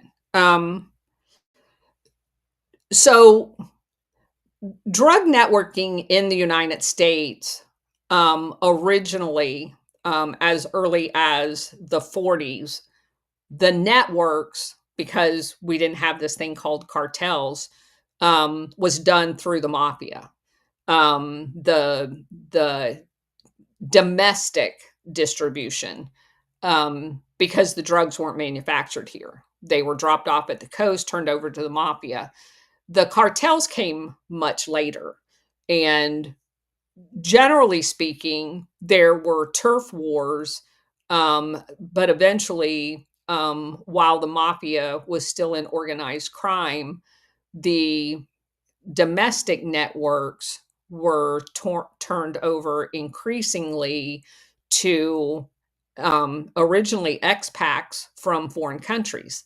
You had a lot of the former Nicaraguan people that got thrown out when Somoza got thrown out, and they just kept relocating more and more. You had a lot of the Colombians that came in and was running networks. And when Escobar, who is notorious down in Colombia, got a little ahead of his the schedule for the CIA, and he started coming into Miami, knocking off their preferred domestic network carriers, which was the Cuban Exiles. They began running the South Florida networks, and we know what happened to Escobar. So that's kind of a lowdown of how that it's morphed over time as to who the preferred network is in the United States. And it also depends regional. A lot of the former Jamaican posses was doing the network in the Northeast area. So it's a very controlled, competitive environment. I'll just say that. Renee, go ahead. Thanks, Colonel. And thanks, Corey, for speaking with us and sharing information. If you don't mind, I am curious, please, on a little more information. You mentioned earlier about Iran and Cuba and China. Could you go into a little more detail about Cuba and Venezuela, and is it connected to mafia, or can you go into that relationship a little bit more, if you don't mind, please? Sure. Now, I have never set foot in Venezuela. I will not, especially with this regime, because of my background. I'd probably be snatched up and accused of spying on Venezuela, so I don't go to Venezuela. Smart move. Yeah, my father-in-law is from Maracaibo. My wife has traveled there a couple of times. She entered the U.S. with a Venezuelan passport because we had problems getting her Colombian passport. During those trips that my wife has gone, my father-in-law being there, other friends and family members of my wife's that are there, they see Cuban troops. Anytime there's major protests in Caracas against the Maduro regime, there's always a Cuban military presence in Venezuela, but they'll see an influx of Cuban troops come in on the streets because Maduro fears that enough of the Venezuelan government could turn against him that during those moments and back the people, that Cubans have no problems beating up Venezuelans. They don't care. They have no problems shooting Venezuelans, and so you see Cuban troops take to the streets when they were brought in, or if they're there full time. I couldn't tell you, but as far as Venezuelans I know, they distinctly recognize the Cuban accent, and they're wearing Venezuelan military uniforms, but very obviously are Cubans. And that's the extent I know, really. That's very interesting. There's a lot of Cubans in, not like Castro Cubans, but a lot of Cuban descendants in Mexico that are involved in the drug trade there. A lot of them, actually, way more than I would have ever thought. That's very interesting. Who knows? Maybe they are Castro Cubans, and they're just there for infiltrating and getting intelligence of their own. That's very interesting. This stuff is fascinating. Okay. Blue, go ahead. Yeah, it's very fascinating because I'm sitting here looking at where is the cartel, where's the main hub? Venezuela. And the mafia, even though they're known around the world, they're using the cartel and they're using sleeper cells and they're trying to embed themselves in the United States. So in order to get rid of the mafia and their influence on the United States is to go after the cartel, because I believe that the cartel hired the mafia, and then that's where all the sleeper cells, that's where the incarnation. So it is very imperative that we go after Venezuela and try to get it straight. And that's why I'm thinking that they're not going to go down without a fight.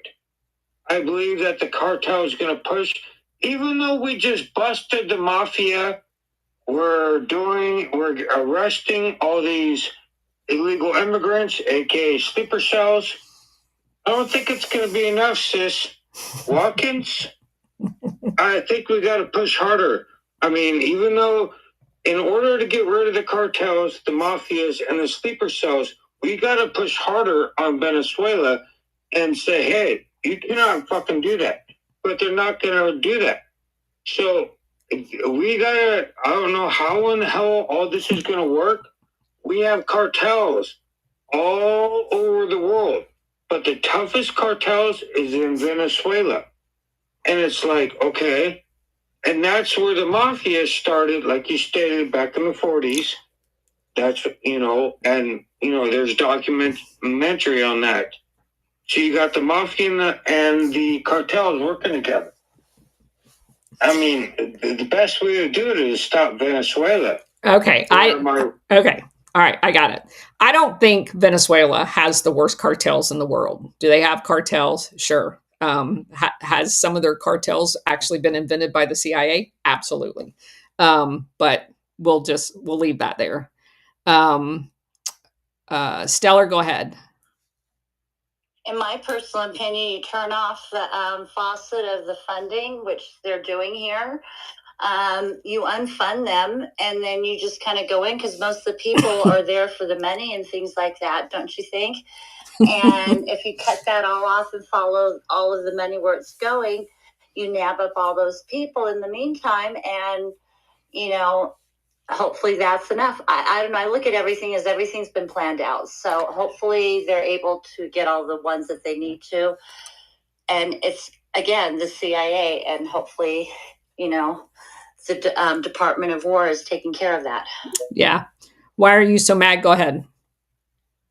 Well, I got a question for Corey. I don't know if you're able to answer it. I want to make sure that I'm getting my information right. You were saying that there were Cubans in Venezuelan uniforms, or Venezuelan military uniforms. When would you say there is an influx of them coming in? When would you first notice them, or your wife first noticed them?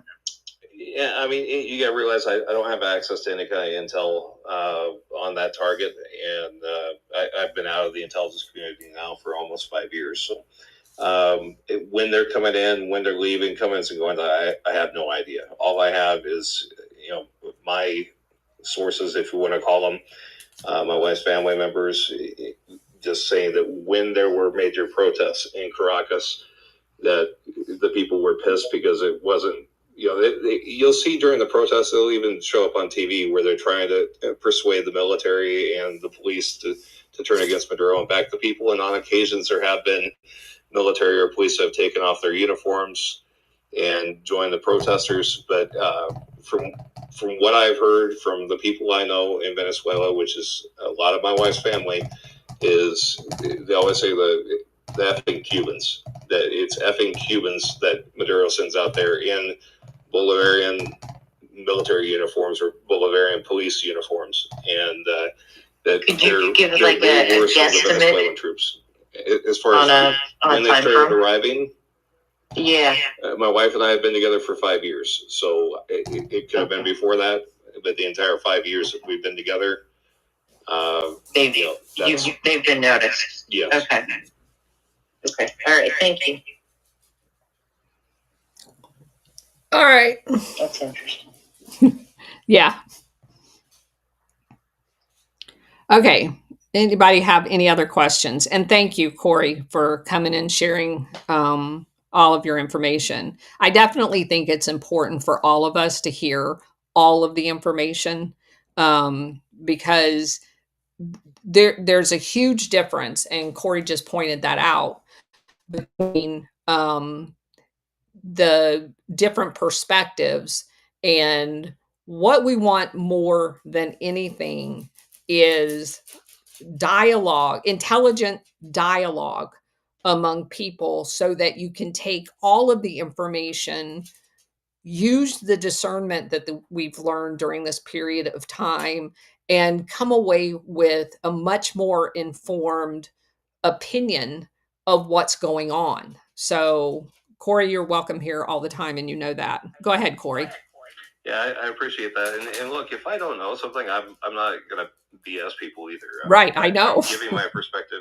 You had mentioned books, and I 100% agree with you. I mean, that's why I follow you, and I saw you follow me as well.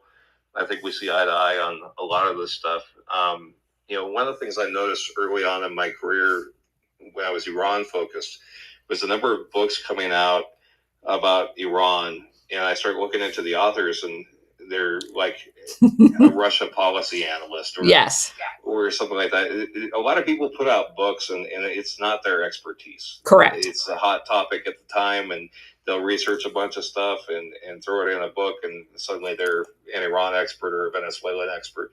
So I agree with you. The sensationalism that goes along with the verbiage they use. One of the things I try to emphasize with my kids when they were growing up, when they would spend summers with me, I give them news articles. And I tell them, I want you to read the article, and I want you to tell me the bias, because everything you will read has a bias. Yep. And so many people don't do critical thinking. They just consume stuff and assume it's gospel. So yeah, I 100% agree with you on that, Colonel. And you know what's interesting? The first time that really stood out to me, because prior to my assignment at CENTCOM, I had read more basic, like biography kind of stuff, not like Middle Eastern focused or whatever. When I got to CENTCOM, I had a mentor there that was assigned to CENTAF up at Shaw, Major General Twitchell. He became a lifelong, very, very close friend of mine. And he was probably a more voracious reader than I am. And he came to CENTCOM at MacDill all the time, and he'd bring me like a suitcase of books that he had read. He was single at the time, so he had a lot of time to read. And every single book he handed me, he did exactly what you just said. He was like, okay, this guy's background is this, and this is his perspective. But then he'd hand me the second book and say, this guy's background is this, and this is his perspective. And when I come back, we'll go to lunch, and you can tell me which one, what's your opinion of how that kind of settles down based on what you're seeing in your job. And I just found that absolutely amazing that he was able to teach me that discernment of researching the authors from where they came from and reading both sides of issues, because in most cases they were like 180 degrees out of sync with each other. But of course, at the time, I had the ability to look at information that other people didn't have access to and be able to see which one was closer. And sometimes I got it right, and sometimes I didn't, because some authors are very convincing that they know something they absolutely don't know. Yep. I'll never forget, there was a time, I was the senior human intelligence targeting officer for Persia House in DIA, and attended a meeting one time where we were getting briefed by a senior Iran analyst from agency, from CIA. And she kept going on and on about, well, Khomeini this and Khomeini that and Khomeini this other thing. And finally, it was driving us nuts. And maybe it's because I'm a linguist, but one of my linguists stood up and said, "Are you sure it's Khomeini that did that?" And she's like, 100%, that's what Khomeini did. It's like, well, that's kind of funny, because it seems like it should have been Khamenei, because Khomeini's been dead for quite a while. So, even in the intelligence community, you'll see so-called experts that don't know the language, can't pronounce people's names correctly. How you can be a subject matter expert in Iran and not know that Ayatollah's name. I mean, you see stuff like that. So, yeah. That's why you know immediately with my definite difficulty in saying names, I'm not an intelligence expert. That's kind of your first dead giveaway. But I do find, and that's why, like I have told everybody here, I've read so many books about these topics, but I've only brought a fraction of them for us to go through, because a lot of them, well, I mean, obviously there's duplicative information in many of them, but some of the authors, I just can't, well, I read the book, so I can get little nuggets. I don't feel comfortable using that book in this forum. And then other cases when, because you guys know I'm an addict about looking up footnotes. You just can't verify all of the footnotes that they're using. And then sometimes it's just because they've, I do make an exception on that case.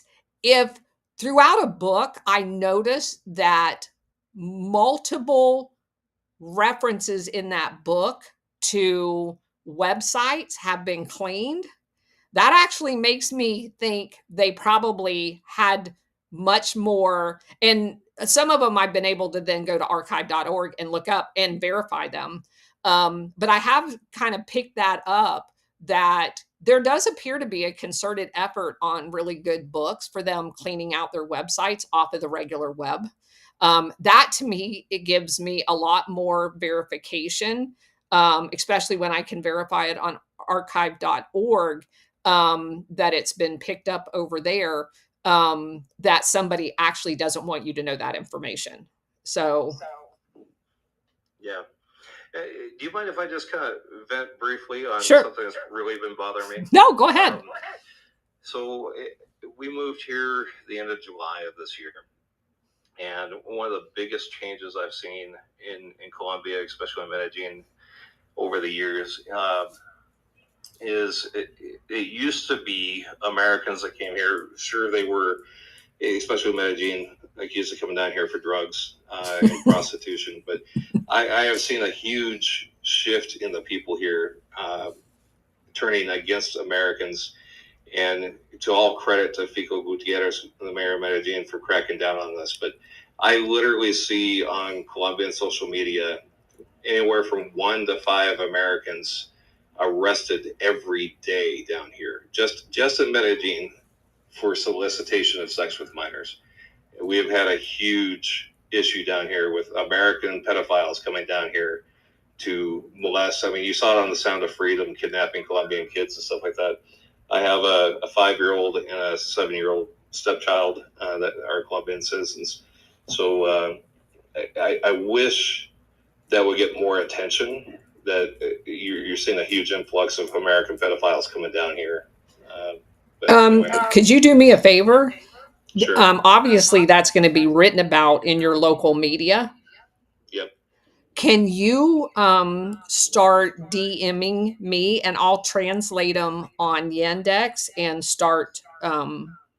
I know a lot of, I don't deal in that area per se, but I know a lot of people do, like Sun Tzu. And I would be absolutely happy to provide that conduit. Yeah, I mean, I don't know if you use WhatsApp. I could forward stuff on WhatsApp, or if you give me an email address, I mean, I could take screenshots. Yeah, I'll send you a DM. I'll send you a DM. All right, you can email them to me. Thank you. Absolutely, and thank you for bringing that up. God bless you. Renee, go ahead. Thank you, Colonel. One more quick question, Corey, if you don't mind, please. Gonna pick your brain. The thoughts of Nayib Bukele. What are the thoughts of the Colombian people, the Venezuelan people? Do they have an opinion? My husband is Brazilian, and his family, unfortunately, majority of them have been mugged twice. His mother's been kidnapped. His father had an attempted kidnapping on his life. Yep. And they are 100% hoping for that type of situation to come in Brazil. Yeah, I get the same sentiment from Colombians and from Venezuelans. I've mentioned briefly that my wife had some issues in Santa Marta. My wife, a long story short, she needed to redo her Colombian documents in order to not be here as a tourist, and because she entered with her Venezuelan passport, even though she was raised in Colombia. She went to Santa Marta to try to get her Colombian documents straightened out. Roughed up 3 times, beaten up. One guy sexually assaulted her, not raped, thank God, but groping and stuff. Clan del Golfo trying to extort money from her, which we ended up paying a couple of $1,000s. I was in touch with the U.S. Embassy here in Colombia, and they wouldn't do jack about it. But I had to report it because I'm like, look, I'm a former intelligence officer. I can't be sending money to a cartel. I look good. and I wanted to report it for counterintelligence purposes. So it's really angered me. Obviously, you can probably hear in my tone. The way things work both in Venezuela and Colombia, it is something as simple as for a couple $100, you want somebody killed, you go to a cartel and say, I want this person dead, and they'll kill them. What happened in her case was she got into an argument with a girl that was a girlfriend of the brother of her friend where she was staying in Santa Marta. This girl went to the cartel and said, she stole a gold necklace from me. My wife has no need to steal anything from anybody. Her husband's American and we're fine. Just a simple accusation led to the cartel extorting. They wanted 4 million pesos, about $2,000. They originally wanted $4,000, 8 million pesos out of her before they would leave her alone. Every week that went by that she didn't send the money, they'd beat her up. And my wife's pretty tiny. She's like 5'5" and about 97 pounds. I was going to go there to protect her. She said, don't do that. They find out you're American, it's going to be even worse. So the way things happen in Colombia and Venezuela is you have these cartels take advantage of everyday people, beating them up, killing them, shooting them dead in the street, extorting them for money. So yeah, you better believe most Colombians and Venezuelans looked at Bukele and what's happening in El Salvador, and they would love to have that here. They would love to have that kind of security. Does that answer your question? Yes, thank you so much. Okay. And what's interesting about that is you wonder behind the scenes what efforts are being made to find those people. Because obviously he's not doing that by himself. There's an effort behind him. Correct. And the Petro regime, I mean, they're not doing jack about it. I can tell you, Fico Gutierrez, the mayor of Medellin, he actually publicly announced that they would give $3,000 American dollars for every thief that was turned into police. So if somebody and Medellin is pretty secure. I mean, of all the years I've been coming to Colombia, I have no problem going out for a walk in the neighborhood I live in, which is not the top. It's not poblado, but I'll go for a walk at 2 a.m. with my dog if I can't sleep. I feel perfectly safe. So Medellin which used to be a nightmare. Oh, yes. In the early 90s. I mean, I lived in Colombia when they killed Pablo Escobar, and Medellin was the worst place ever. But some of the efforts, they tend to be local governments or department governments like Antioquia, and on a limited basis where it's like, hey, you turn in criminals, we'll give you money. Wow. Okay. We're way over time, but Corey, thank you so much for joining us. I really appreciate that. Hopefully it was of value, and I appreciate your time, Carol. No, it was absolutely. I mean, I wish you were here every day.